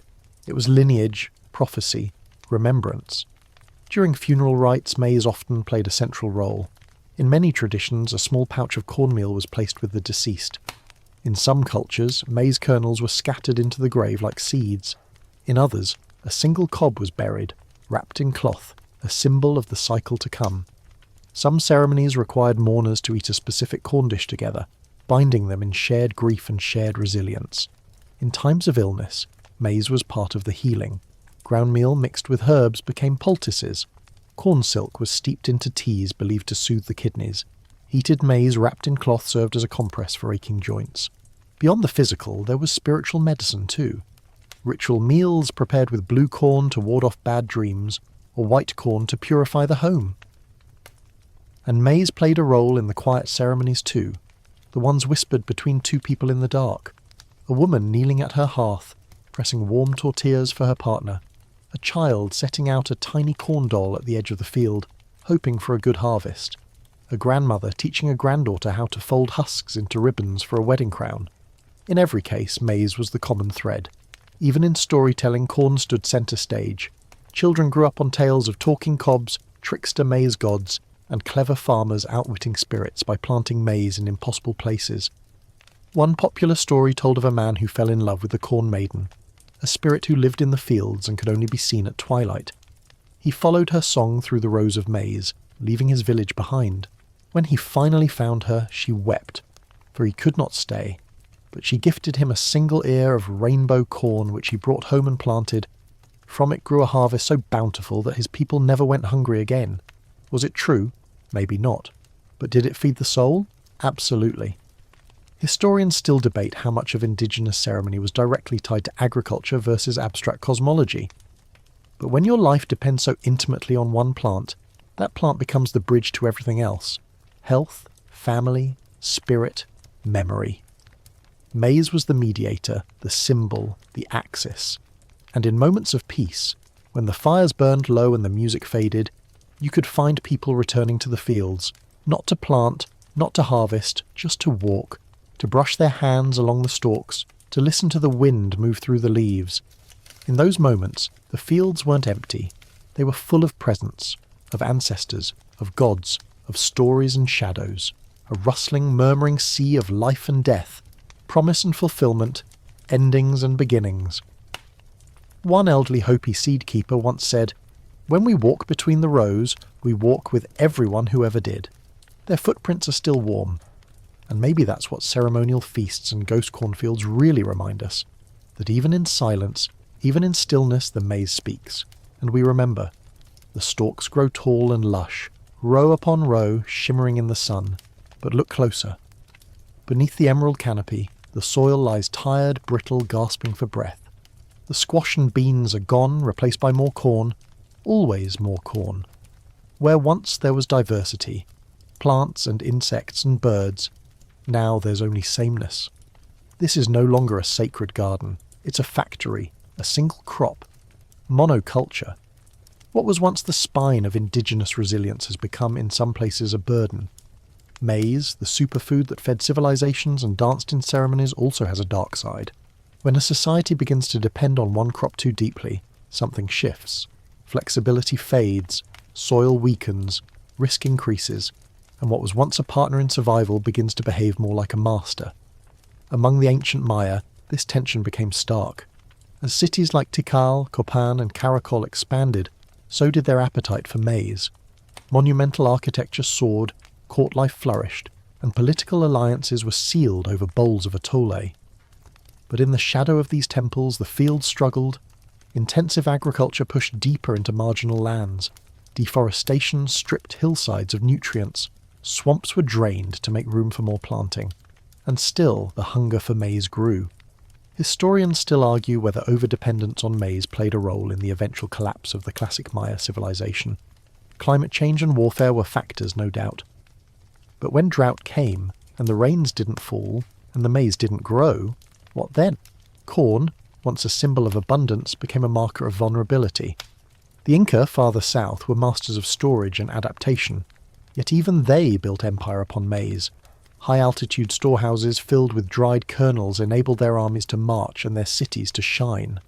But the labour to produce such surpluses, terracing mountainsides, hauling water uphill, was intense, often coerced. The power of maize became a tool of control. Maize, it turns out, can feed or rule. Even in North America, among the mound-building Mississippians, signs of strain emerged. Archaeological digs at Cahokia reveal layers of dietary stress, malnutrition, dental wear, disease, all linked to a heavy reliance on maize. Maize was abundant, yes, but so were the health consequences of a narrowed diet. The spiritual relationship began to fray too. In some regions, the sacred Three Sisters model was abandoned in favour of intensive maize planting. Bean and squash, once equal partners, faded into side roles. Without their nitrogen-fixing and ground-covering magic, the soil grew weaker. Yields dropped. Farmers pushed harder. One mainstream historical fact: monoculture agriculture tends to invite pests and diseases, and maize is no exception. In places where it dominated too completely, entire harvests were lost to fungus, insects, and rot. Lacking the diversity to buffer these blows, communities teetered, and yet the stories persisted. People still told of the Corn Mother, of the divine origins of maize. But now perhaps those stories rang a little differently. Reverence gave way to reliance. The corn was no longer a gift, it was a necessity, and with necessity comes desperation. In oral histories passed down through Pueblo communities there are warnings, stories of maize turning its back on people who disrespected the land, of fields that withered overnight, of cobs that shrank and split and disappeared. Whether metaphor or memory, they hint at a creeping anxiety. What if the maize leaves? Fringe ethnobotanists have suggested that certain regions began developing maize strains less for nutrition and more for yield, more starch, less diversity. Faster growth, shorter stalks, efficiency overtook flavour. Sound familiar? Fast forward several centuries, and this dark thread weaves into a much more familiar fabric. Industrial agriculture, the kind that blankets entire states today, owes its roots to these ancient choices. Dependence on maize became a blueprint. But in ancient times, the consequences were smaller, local. Now they're global. Of course, not every community fell into this trap. Some indigenous groups maintained small rotational plots, letting land rest, diversifying crops, keeping ceremonies alive. But the temptation of surplus, of controlling maize instead of partnering with it, proved too powerful in many places, and when colonial powers arrived, they saw only the output, To them, maize wasn't sacred. It was efficient. Which brings us to an even more complicated part of maize's legacy, its use in the machinery of empire. Spanish conquistadors were astonished by the scale and productivity of indigenous maize systems. Fields stretched for miles. Storage bins brimmed with surplus. They took notes, they took seeds, and then they took control. In New Spain, colonial Mexico, encomienda systems forced indigenous people to grow maize not for their families, but for Spanish estates. Fields once planted with sacred intention were now measured in profit margins. Spiritual cycles gave way to fiscal quarters. In parts of Central America, entire communities were relocated to optimize maize production for colonial elites. Subsistence gave way to export. The rituals faded. The soil wore thin. And in many places, people went hungry not because maize wouldn't grow, but because it was no longer theirs to eat. Maize, once a symbol of unity and culture, became a commodity, a product, a lever. This process was not quick, nor total. Resistance simmered everywhere, but the spiritual rupture was real. The corn was still there, but something had changed. Even today, traces of that transformation remain. Monoculture has become the global standard. Cornfields stretch endlessly across continents. Hybridized, genetically modified, sprayed, irrigated, processed into sugar, ethanol, plastic. In the US alone, nearly 90 million acres grow corn, not for tortillas or tamales, but for feedlots and corn syrup, the sacred grain, now a raw material. Yet the soil remembers. In indigenous communities across the Americas, elders still tell the old stories, they still plant the old seeds, and they still warn, maize must not be taken for granted, it must not be owned, it must not be worshipped with profit in mind.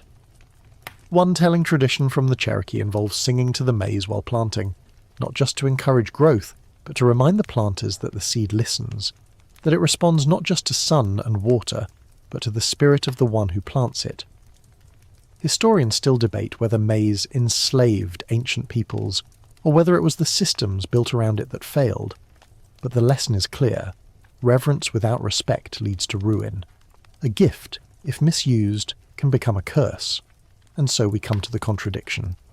Maize is salvation. Maize is peril. It is freedom and dependence. It feeds and consumes. In the hands of the corn mother it blossoms. In the hands of empire it withers. But always it waits. Somewhere, in a forgotten corner of a field, a single stalk grows tall beside a bean and a squash, just like old times. The soil is rich. The sun is gentle. The stalk leans slightly in the breeze, remembering when it stood not alone, but among many. The sails flap softly in the morning breeze as the ships rock gently in the harbour. Somewhere below deck, inside damp barrels and linen sacks, a treasure waits. Kernels of dried maize gathered hastily, misnamed and misunderstood. The men who load these ships have no idea what they carry. They see it as novelty, curiosity, maybe even peasant food. What they do not see is that they are transporting the cornerstone of civilizations, the silent architect of cities, the sacred staple of millions.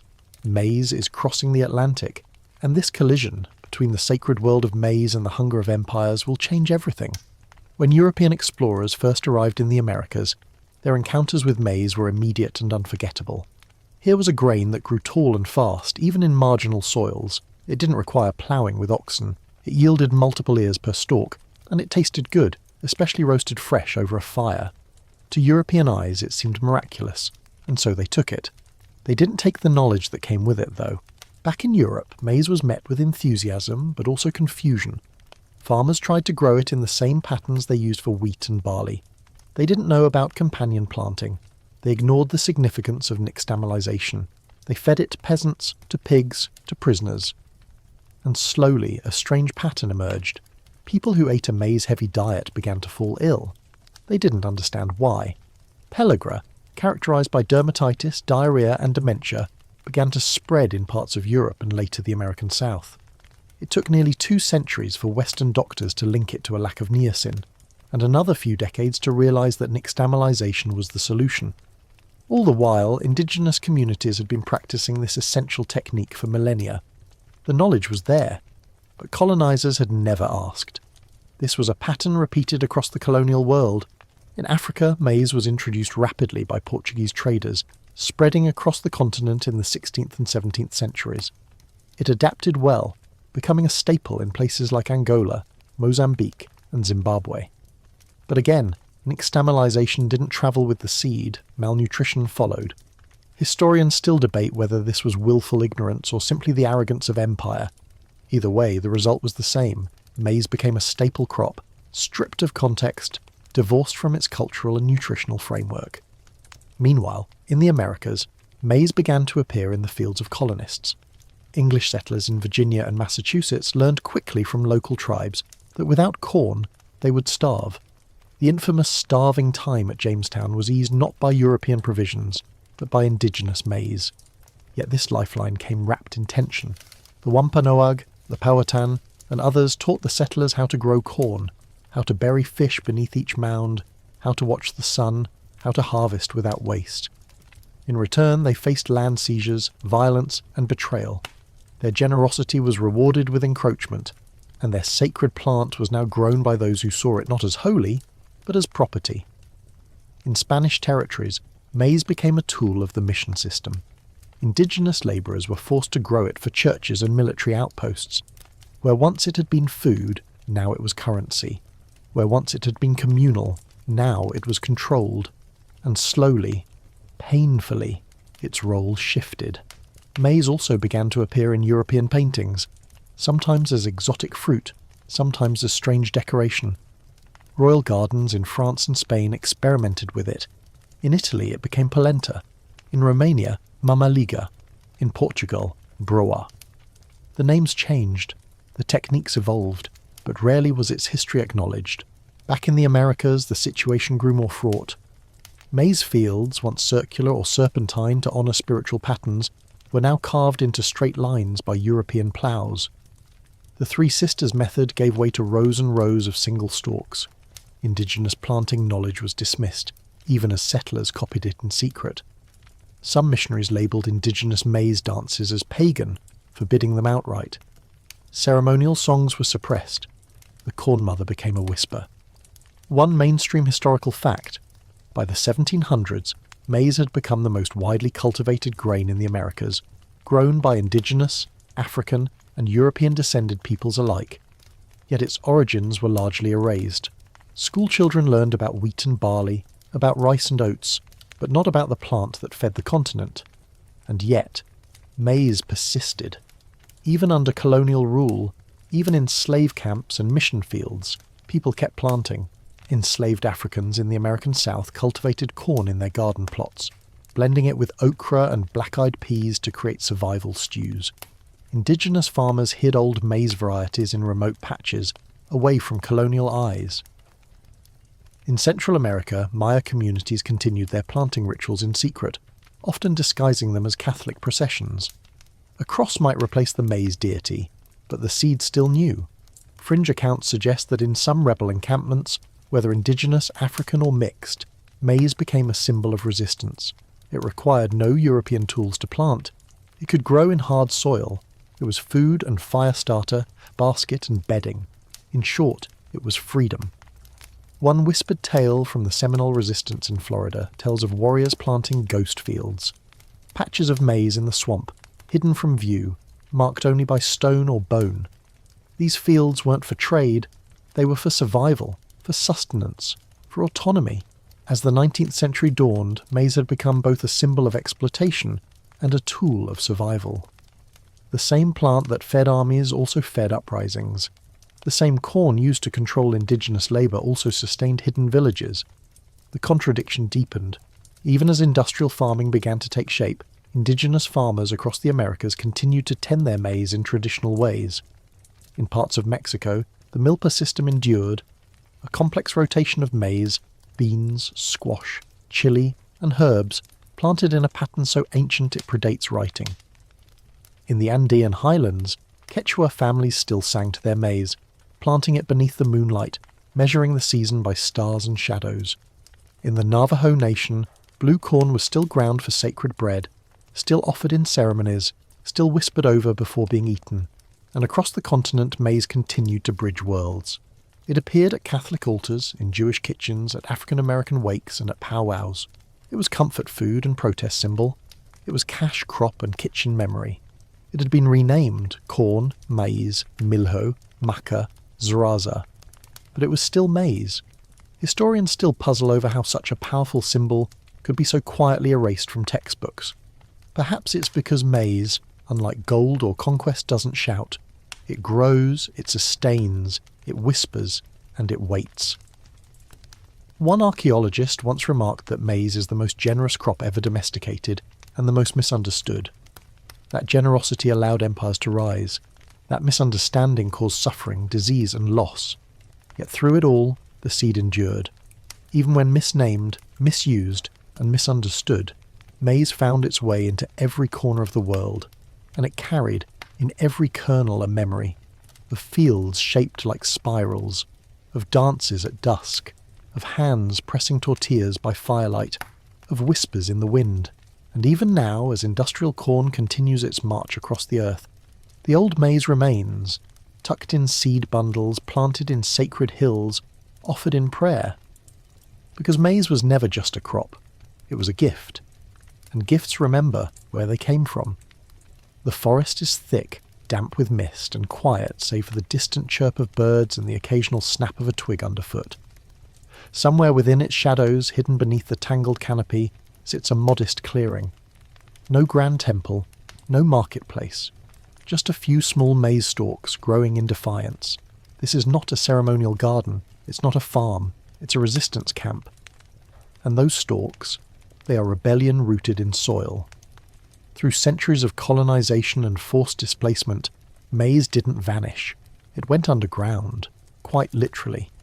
It became both a symbol and a tool of resistance. When people could no longer own their land, they buried their sovereignty in seeds. When their languages were forbidden, they kept speaking through the maize. When their rituals were outlawed, they danced in secret between the rows. In many cases, the act of planting maize was a quiet refusal to disappear.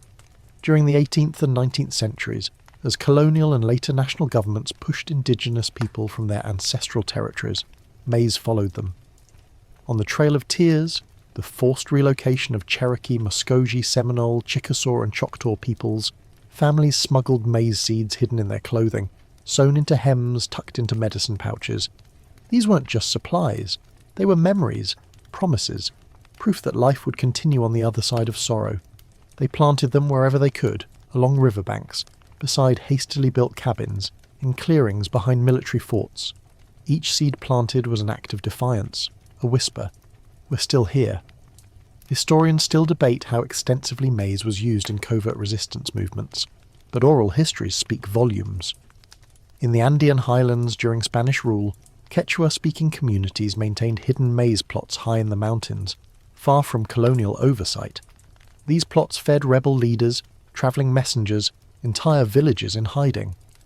In the American Southwest, Navajo families planted maize in secret canyons during the Long Walk, the brutal forced march to Bosque Redondo in the 1860s. When they eventually returned to their homelands, some found their hidden maize still growing. Scrappy, wild, but alive. It had waited for them. In Central America, maize remained a thread even during armed insurgencies. During the Guatemalan Civil War, indigenous Maya communities carried their maize with them into the jungle, continuing to plant in small moving camps as they fled violence. The kernel of survival was quite literal, wrapped in plastic bags, stashed in hollowed logs, buried in clay jars. Guerrillas and grandmothers alike guarded it. Even enslaved Africans brought to the Americas developed their own sacred relationship with maize. Though not native to their homelands, the plant became central in maroon communities. Escaped slave villages tucked away in swamps, mountains and forests. Here, maize became freedom food, easy to hide, quick to grow, able to feed many. And in many African-descended religions like Candomblé and Vodou, maize took on ritual significance, woven into offerings and altar meals.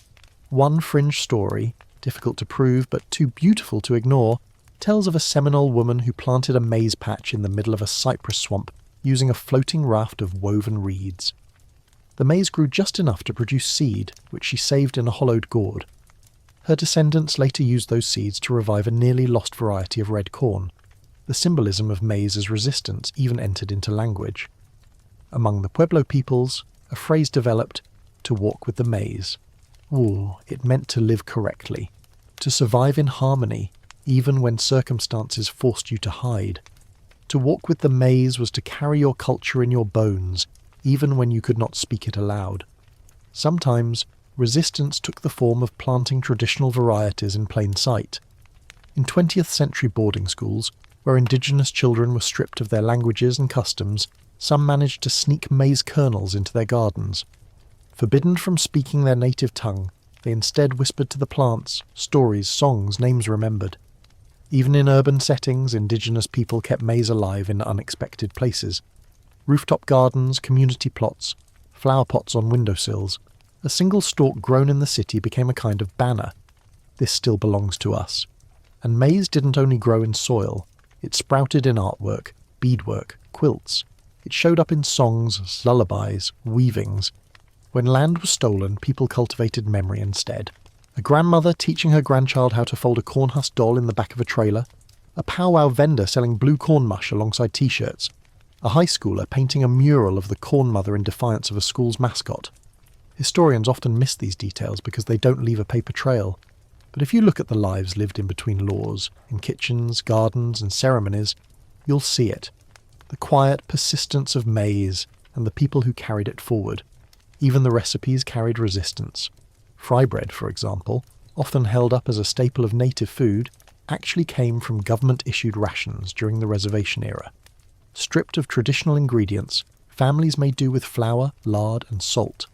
But wherever they could, they added maize. Cornmeal mixed into the dough, mass used in the oil, maize syrup drizzled on top. It wasn't just about taste, it was about reclaiming something stolen. In the 1960s and 70s, as indigenous rights movements gained steam, maize returned to protest. During the occupation of Alcatraz in 1969, native activists brought maize seeds with them. On the abandoned prison island, they planted small gardens, including corn. It didn't yield much, but it meant everything. Later, during the Standing Rock protests, maize again appeared. Not just in meals shared in camp kitchens, but as a visual symbol. Banners, artwork, even prayer ties made with maize kernels. In every seed, a message, we are still resisting. We are still feeding each other.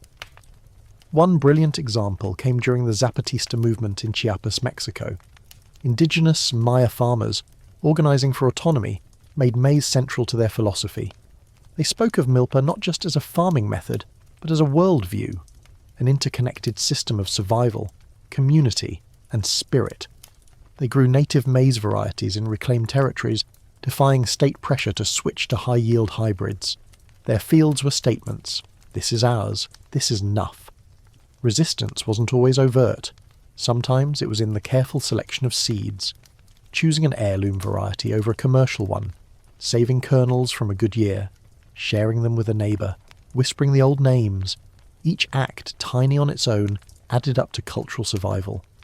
Maize also became a bridge between generations. A grandmother might not read or write, but she could show you how to plant during the waxing moon. A grandfather might not speak English fluently, but he could describe exactly when to harvest by the colour of the tassel. In places where books and classrooms had failed to preserve culture, the maize field became the school. And the students? They kept coming. Today, across the Americas, new generations of indigenous people are reclaiming their relationship with maize. They're planting traditional fields, hosting seed swaps, writing cookbooks in their native languages, creating apps to track planting cycles, making documentaries about maize, even composing hip-hop tracks that shout out blue corn and atoll. Because maize was never just about the past. It was always about continuity. In a small community centre in South Dakota, a group of teenagers watch as an elder grinds maize into meal on a stone matate. She's slow, deliberate, letting the rhythm teach. Later they'll cook with it, eat it, share stories, maybe plant some, maybe dream. Somewhere nearby, a single stalk of corn grows in a plastic bucket on a porch. It's not much, but it's enough, because maize, like memory, doesn't need permission to grow. A cargo ship heaves through salt-thick waters, its hold packed with sacks of maize bound for distant shores. In the markets of Lisbon, maize is being milled into flour. In the rice paddies of southern China, farmers eye the strange grain with curiosity. In the highlands of Romania, cornmeal becomes a daily staple. Somewhere in West Africa, a woman stirs a thick porridge made from ground maize, adding spices from her own traditions. The name of the crop changes with every tongue it meets, but its presence is unmistakable. Corn has gone global. And with that quiet transformation, maize becomes something else entirely. No longer just a superfood or sacred symbol, but a shapeshifter, a masquerader, a cultural chameleon that adapts to every environment it touches. But in this process, something gets lost. The name, for one. Maize, the name used across much of the Americas, gives way to corn in English, mais in French, milho in Portuguese, musa in Turkish. It's absorbed, renamed, and rebranded. The plant that once grew beside beans and squash in sacred trios now grows alone, in rows measured by the mile, on continents where no corn mother has ever been sung to. Still, its influence spreads like wildfire. In Africa, maize quickly replaces sorghum and millet in many regions. Its fast growth and high yield make it a favourite among farmers, especially in southern and eastern Africa. Ugali in Kenya, sadza in Zimbabwe, and shima in Zambia. Each dish made from maize meal, each now a national staple, and yet nixtamalization never arrives. The result, while the plant thrives, nutritional problems emerge. Pellagra and protein deficiencies surface, not from a lack of food, but from maize's incomplete profile when eaten alone. Historians still argue whether colonial powers intentionally promoted maize cultivation in Africa to create cheap labour-sustaining calories, or whether it was simply economic logic. Either way, the shift is massive. Traditional foodways shrink. Indigenous grains are forgotten. Maize, once a sacred guest, becomes a demanding host. In Asia, maize enters in more varied forms. In India, it's ground into makiki roti, a flatbread served with mustard greens. In China, it becomes livestock feed, porridge, and occasionally appears roasted by street vendors. In the Philippines, it's consumed heavily in the Visayas region, often as ground corn grits. Again, its role is flexible: food, fodder, filler. But in none of these places does maize arrive with its full cultural and agricultural wisdom. The Three Sisters system does not migrate. The ceremonial respect does not cross oceans. Maize becomes just another grain, valued for its utility, not its story. In Europe, the story twists further. In Italy, maize becomes polenta. In Romania, marmaliga. In southern France, it slips into rustic breads. But in many regions, it remains food for the poor, an animal feed, a secondary grain, rarely a source of pride. One fringe theory suggests that maize's rapid adoption across poor communities in Europe was partly due to how it could be disguised, baked into bread, sweetened into porridge, and made to resemble more prestigious grains. This masquerade allowed it to fill stomachs while still operating in the shadows of wheat and rye. Back in the Americas, its spread continues, not just across land, but through language, culture, and commerce. In Caribbean plantations, maize feeds enslaved labourers. In Brazil, couscous and pamonha blend maize with African culinary traditions. In Louisiana, grits become soul food. Everywhere maize goes, it fuses, adapts, and persists. But the loss is felt too. In its journey across oceans and empires, maize is often severed from the systems that made it sustainable. Companion planting fades. Soil regeneration disappears. Ritual vanishes. What's left is just the kernel. Versatile, yes, but diminished. Still, the masquerade continues. In the 20th century, maize undergoes its most dramatic transformation yet. Not in a field, but in a lab. Hybrid corn enters the scene. With it comes an explosion of yield, but also a narrowing of diversity. Genetic lines are consolidated. The rainbow of maize fades into a few dominant strains. Companies patent seeds. Farmers lose the right to save them. The cycle of reciprocity that once defined maize cultivation, plant, harvest, share, save, is replaced by contracts, fees, and licenses. The corn mother becomes a brand logo. By the 1970s, maize is everywhere, but barely recognisable. It's in your soda as high-fructose corn syrup. It's in your gasoline as ethanol. It's in your toothpaste, your plastic packaging, your lunch meat. In the US, over 90 million acres are planted with corn, but less than 2% of it is eaten as corn. The rest is processed, fractioned, transformed into invisible building blocks of the modern world. Historians still debate whether this is maize's triumph or tragedy. On one hand, the plant's adaptability has allowed it to feed billions. On the other, that very flexibility made it vulnerable to exploitation. A gift turned into a commodity, a ceremony replaced by a supply chain. And yet, even now, the old maize persists. In highland villages in Mexico and Guatemala, families still tend milpas. In the American Southwest, blue corn is still ground on stone mateats for ceremonies and meals. In Andean communities, chicha is still brewed for festivals. In seed banks, researchers work to protect thousands of heirloom varieties. In urban community gardens, indigenous youth plant rainbow maize beside murals of their ancestors. One vivid example: in Oaxaca, a women-led collective grows criollo maize using ancestral methods. They host workshops, sell tortillas made from stone-ground nixtamal, and run youth programs that teach not just farming, but storytelling. Their fields aren't just productive, they're political, and this resurgence isn't just about nostalgia. As climate change disrupts industrial agriculture, traditional maize varieties, bred for centuries to thrive in marginal soil and shifting seasons, suddenly look like solutions. They're hardy, they're diverse. They know how to survive. Modern chefs, too, are waking up. High-end restaurants now source heirloom maize for tamales, tacos, even fine dining desserts. The flavour is unmatched. Complex, earthy, floral, smoky. These chefs may not always understand the full story, but the seed remembers. One fringe but compelling trend: indigenous tattoo artists incorporating maize motifs into skin art, not just as decoration, but as living archive. Every stalk inked is a story, a memory, a return. And as maize returns to its roots, the masquerade begins to slip. The masks fall, the names return, not corn, not commodity, but maize, sacred, shared, still growing. In a field outside a school in Chiapas, children plant maize in a spiral. They sing, they laugh, they dig small holes with their fingers, dropping in coloured kernels passed down from their grandparents. The teacher watches, smiling, not correcting, just observing. Because this isn't just a lesson in farming, it's a lesson in remembering. A microscope hums softly on a lab bench. The image projected onto a screen shows the complex spiral of DNA, a helix filled with ancient secrets. But this isn't human tissue, it's maize. Specifically, a single kernel from a cob harvested near a remote village in Oaxaca. To the scientists in the room, it's a specimen. To the farmers who grew it, it's family. And today, the world of science is finally listening to what that kernel has to say. After centuries of marginalization, maize is being rediscovered, not just by chefs and seed keepers, but by geneticists, climate scientists and agronomists.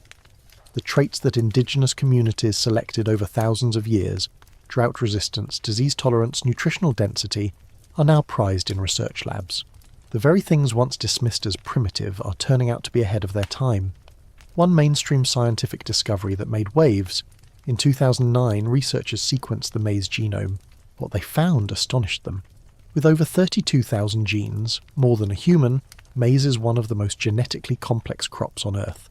Its genome is full of jumping genes, mutations, duplications.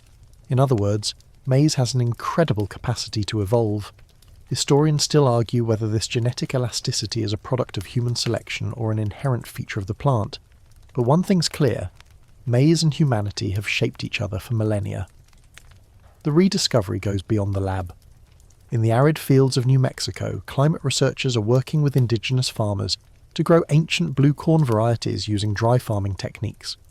No irrigation, no chemicals, just traditional planting schedules, companion crops, and wisdom passed down from those who survived worse droughts than this. To modern agronomists facing water shortages and soil erosion, it's nothing short of revolutionary.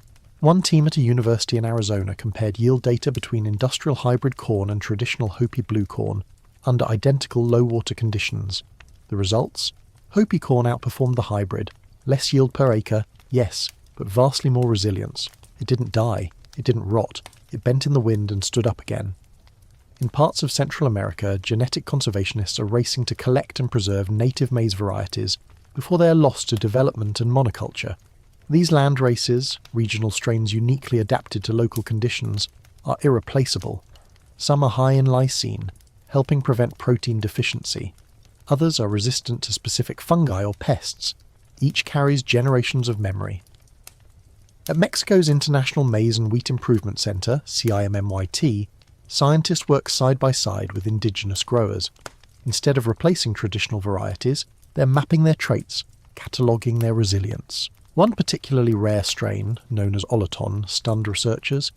It grows aerial roots that secrete a sugary mucus that feeds nitrogen-fixing bacteria, essentially fertilizing itself, a plant with built-in fertilizer.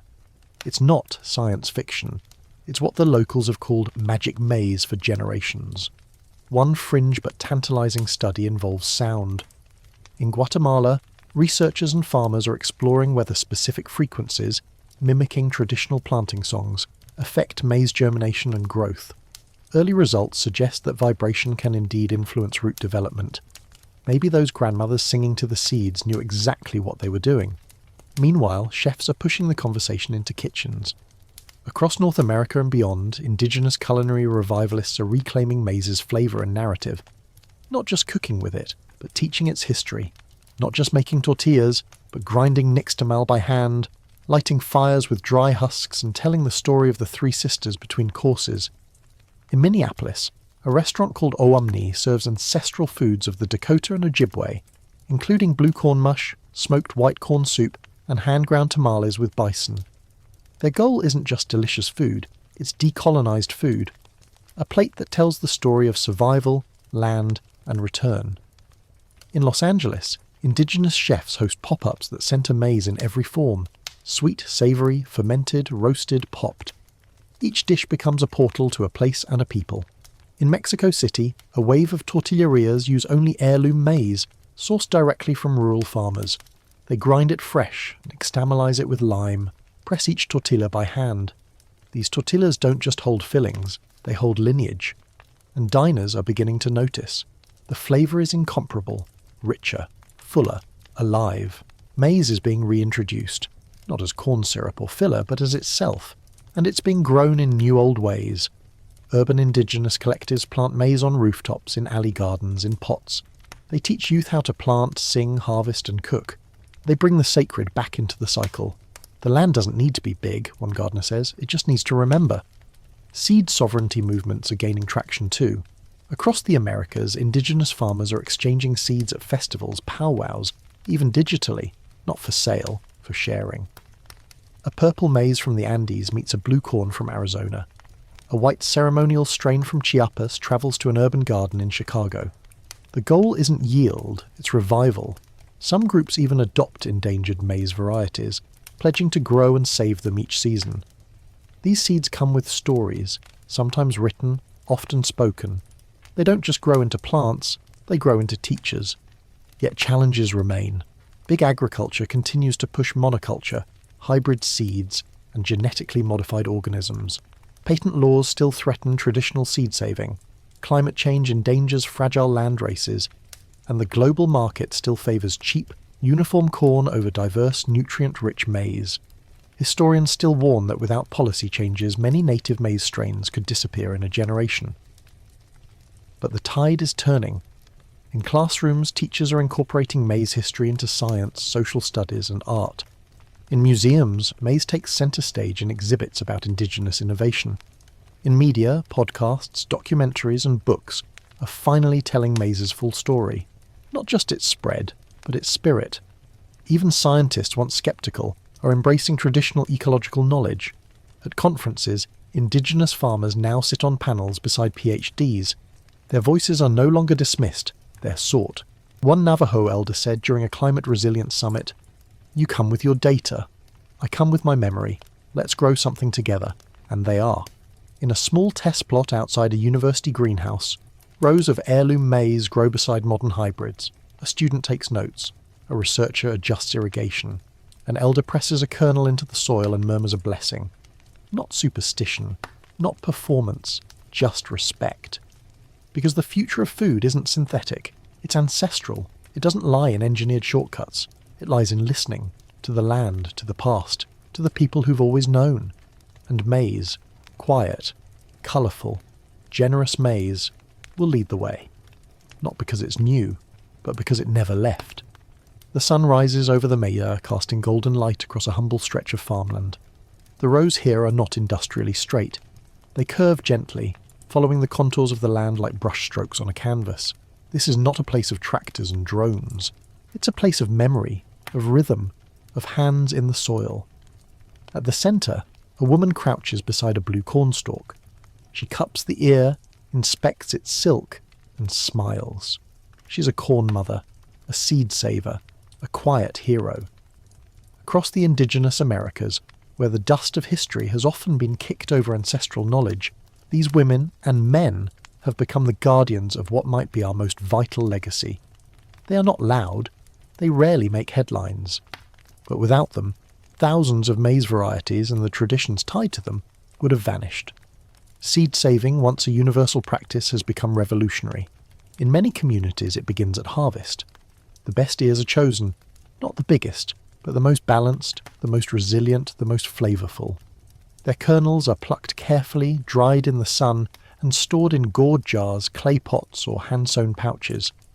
But the real preservation begins in the stories. This corn came from my great-grandfather's sister, one woman says. She traded it with a family from across the valley, before the dam flooded the old town.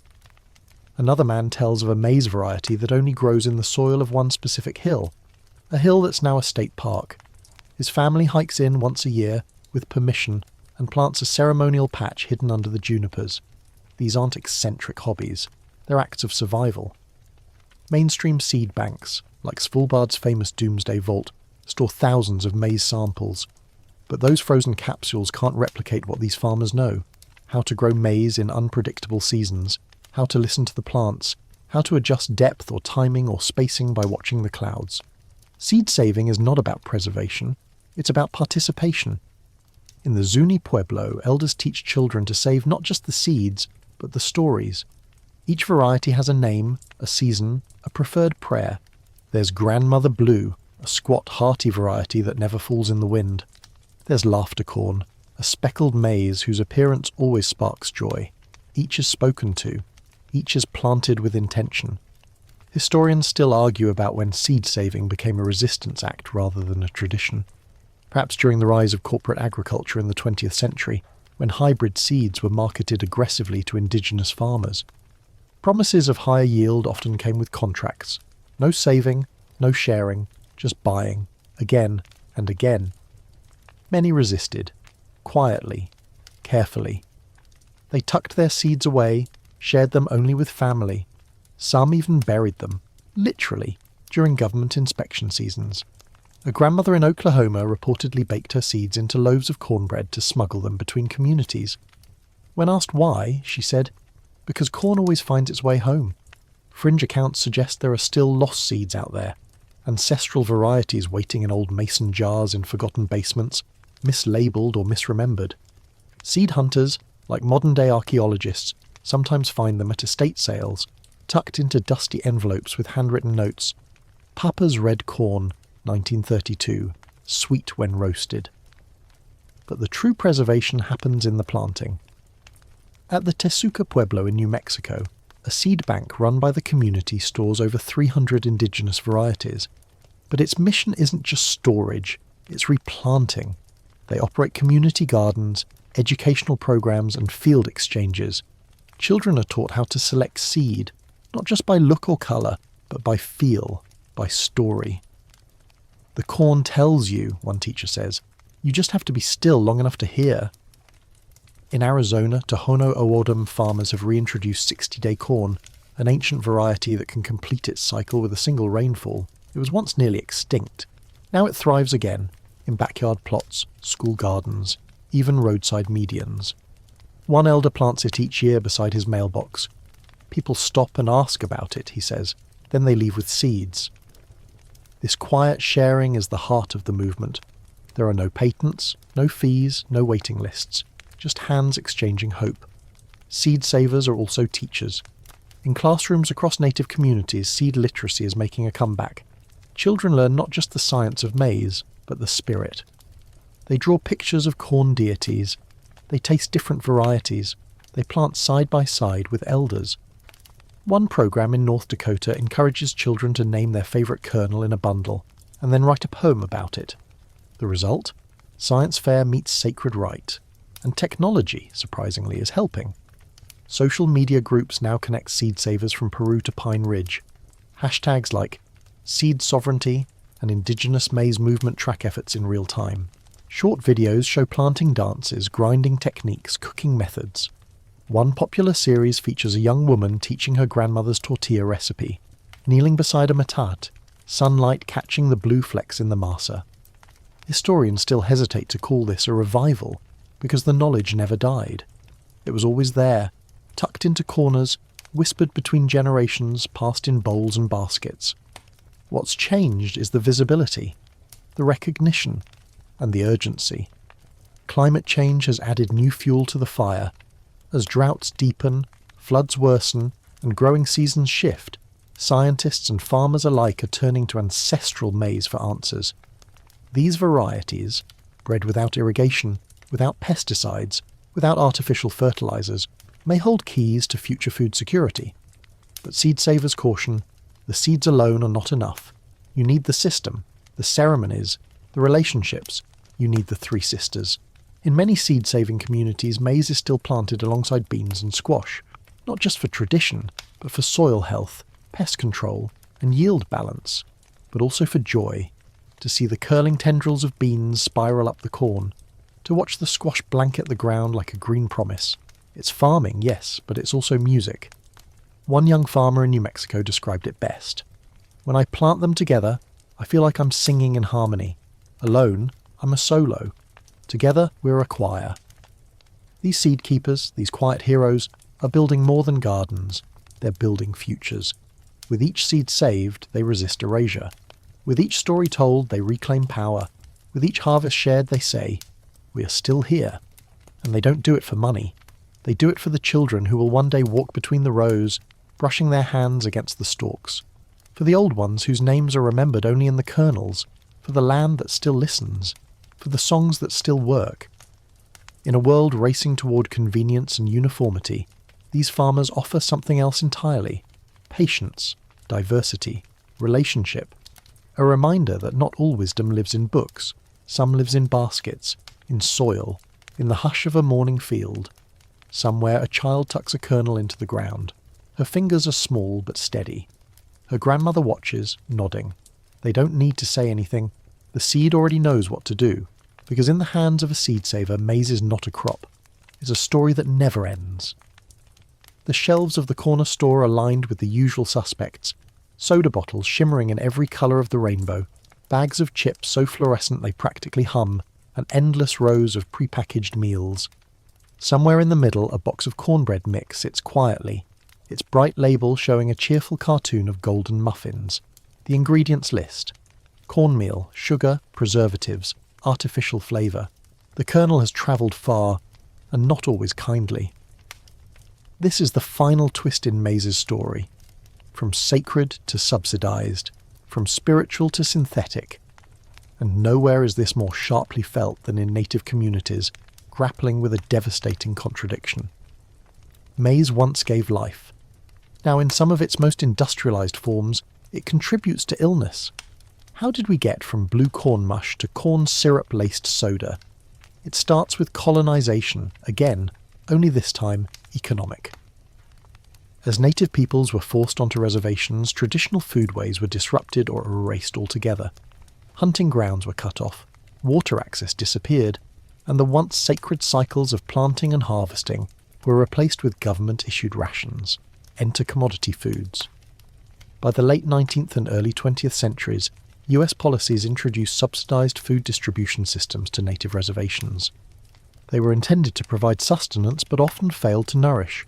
Processed flour, canned meats, lard, powdered milk, and yes, cornmeal and syrup became staples. Traditional maize was replaced by its cheap, calorie-dense cousin, and so fry bread was born. A dish of contradiction, fry bread became both comfort and crisis. Made from government rations, it kept families alive during lean times. It became associated with powwows, gatherings, and identity. But it also contributed to a rise in diet-related illnesses, diabetes, obesity, heart disease. What was once a celebration of survival became, slowly, a health epidemic. One mainstream fact: Native American communities have some of the highest rates of type 2 diabetes in the US, much of it linked to dietary changes imposed by colonial systems. Maize, stripped of its complexity, nixtamalization, and sacred context, had become industrial fuel. In many cases, fresh produce and traditional foods are nearly inaccessible in reservation areas, replaced by fast food and ultra-processed goods.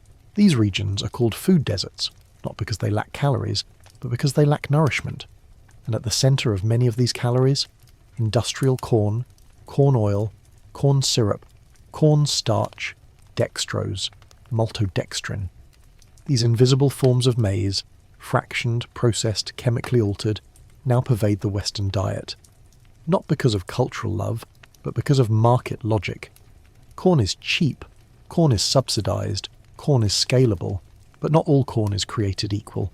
Fringe nutritionists and food activists have long pointed out that not only is the industrial corn stripped of nutrients, it's also often genetically modified and sprayed with heavy pesticides. The diversity once celebrated in indigenous maize, variety in colour, nutrition, adaptability, is reduced to a few strains optimised for size and sugar content. And yet, even in this distorted mirror, reflections of the old ways remain. You'll find them in households where grandmothers still grind blue corn for special occasions, in the stories told at kitchen tables, where kids learn to distinguish between real tortillas and the packaged kind. In urban gardens planted beside housing projects, where a single maize stalk stands tall between tomatoes and sunflowers. And now there's a growing movement to reclaim it. Indigenous food sovereignty isn't a trend, it's a return. Organisations like the Native American Food Sovereignty Alliance, the Indigenous Seed Keepers Network, and countless local collectives are working to restore access to traditional foods, not just for nostalgia, but for survival, physical, cultural, spiritual. In Pine Ridge, Lakota farmers are rebuilding community gardens with ancestral maize. In Alaska, Tlingit chefs are developing recipes that blend corn with native berries and game. In Canada, Anishinaabe nutritionists are teaching youth how to identify heirloom varieties and incorporate them into everyday meals. And in cities, yes, even cities, Indigenous youth are reclaiming kitchens. They host workshops on nixtamalization. They grind their own masa. They teach elders how to use Instagram to share recipes. A blue corn taco becomes both a meal and a movement. But the path back isn't always easy. Supermarkets rarely stock traditional maize. Many heirloom seeds were lost or hoarded by institutions. Generational trauma, economic hardship, and systemic racism create barriers that a kernel alone can't overcome. Still, the effort continues. Historians still debate whether the damage wrought by industrial corn can ever be fully undone. But among seed keepers and food activists, the focus isn't on undoing, it's on remaking. One grandmother, when asked about fry bread, shrugged and said, "It fed us when nothing else could, but it's not our future, the corn is." Some initiatives now blend tradition and innovation. Farmers mix heirloom maize with modern regenerative agriculture. Chefs pair blue corn with wild salmon or venison. Dietitians incorporate cornmeal into diabetic-friendly recipes. The past isn't left behind, it's carried forward. Even schools are getting involved. Tribal colleges offer degrees in sustainable agriculture, some with a focus on traditional foodways. Kids learn to map planting cycles, manage pests naturally, and cook dishes their great-grandparents might have recognised. And slowly, health improves. In communities that restore traditional maize and reduce processed foods, diabetes rates stabilise, energy levels rise, cultural pride returns, families reconnect through planting, cooking, sharing. It's not a magic bullet, but it's a seed. And that seed, when treated with respect, when planted in good soil, when sung to in the morning light, can grow into something astonishing. Not just a stalk, a system, a story, a future. Somewhere in a kitchen warmed by the smell of roasting cornmeal, a child helps shape tortillas by hand.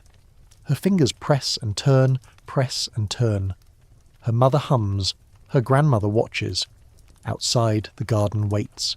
The maize is growing. Again. Because maize isn't gone, it just needed to be found. The sun dips low on the horizon, casting long shadows across a hillside where maize stands tall. The stalks rustle softly in the evening breeze, their tassels whispering secrets to the sky. Between the rows, barefoot children weave in and out, their laughter drifting upward. Somewhere nearby, an elder kneels in the earth, pressing one last kernel into the soil before dark. It's not planting season, it's not harvest. It's something else entirely, ritual, memory, promise. This is where maize lives now, not only in the ground, but in the space between generations, in the conversations, the ceremonies, the choices made in kitchens and fields alike. After all the centuries, the violence, the displacements and the distortions, maize remains. Not by accident, but by care. And if you listen closely, you'll hear it. You'll hear it in the words of the Nahuatl-speaking farmers of central Mexico, who refer to maize not as a crop, but as tonacayo, our flesh. In every tortilla pressed by hand, every bowl of atole served with laughter, every cob roasted beside an open fire, there's a lesson, a connection, a whisper. You belong to this. You'll hear it in the Andean Quechua word Sara, which means maize, but also carries layers of sacred meaning, representing female energy, community strength, life itself. And in the Quiche Maya's sacred Popol Vuh, which tells us plainly the gods made humans from maize, not metaphor, not symbol, literal maize. Historians still argue over just how integral maize was to the rise and maintenance of early civilizations. But among the people who live with it, farm it, honour it, there's no debate. It is central. It is core. It is the original agreement between humans and land. But that agreement, like all relationships, must be renewed. And today, in ways small and sweeping, that's exactly what's happening. Maize has entered the language of art. Painters render its colours in swirling patterns on canvas.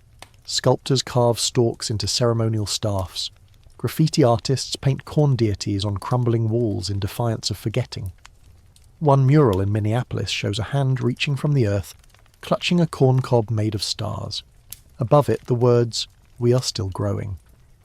Maize has entered the language of science. Botanists explore the genome for traits that could protect against climate collapse. Agronomists revisit dryland farming techniques used for centuries. Ecologists look to maize-based intercropping as a model for sustainable biodiversity, and increasingly they're doing so alongside indigenous experts, not over them. Maize has entered the language of resistance. Protesters carry ears of corn instead of signs. Seed exchanges are held in the shadows of government buildings. Ceremonial plantings are staged in places where the land has been scarred, mines, pipelines, abandoned lots. These are not performative acts, they are reclamations, a refusal to let history end where it was interrupted. One fringe but telling example. A collective in Detroit has turned an old parking lot into a maize garden. The asphalt was broken up by hand, soil was trucked in, old seeds were planted in spirals. Today it feeds families and hosts story nights. Corn doesn't care where you are, the founder says. If you treat it right, it'll grow. And perhaps most importantly, maize has re-entered the language of childhood. In songs sung at bedtime where cornfields rustle under moonlight and maize spirits visit sleeping children. In nursery games where each child is a kernel, growing taller with each verse. In school projects that trace family trees not with names but with cobs, red for mothers, white for fathers, blue for grandmothers, yellow for elders long past. The story of maize is becoming personal again, no longer just corn, no longer just agriculture, but ancestry, identity, continuity. And this matters deeply, because we live in a world that encourages forgetting, that values speed over slowness, uniformity over diversity, consumption over cultivation. In that world, maize could have become nothing more than a number. Bushels per acre, cents per kernel, calories per serving. But it didn't. It became a thread, a through line connecting ancient cliff dwellings to modern city balconies. A whisper from past to future, a quiet resilience that says, we remember who we are when we plant, and so they do. In Oklahoma, a family gathers for their yearly corn roast. The children turn the ears over hot coals while the elders tell the old stories. One year, they add a new story. How they found the seeds in a forgotten drawer, how they planted them, how the first sprout felt like an ancestor returning. In Chiapas, a group of women harvest Olotillo maize in silence, as their mothers taught them. Later, they will laugh over thick tortillas, talk politics, share dreams. But during the harvest, they listen. To the breeze, to the birds, to the maize still speaking.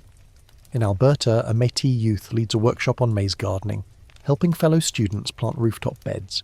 He's 17, wears earbuds, loves sci-fi movies, but his eyes light up when he talks about planting with the moon.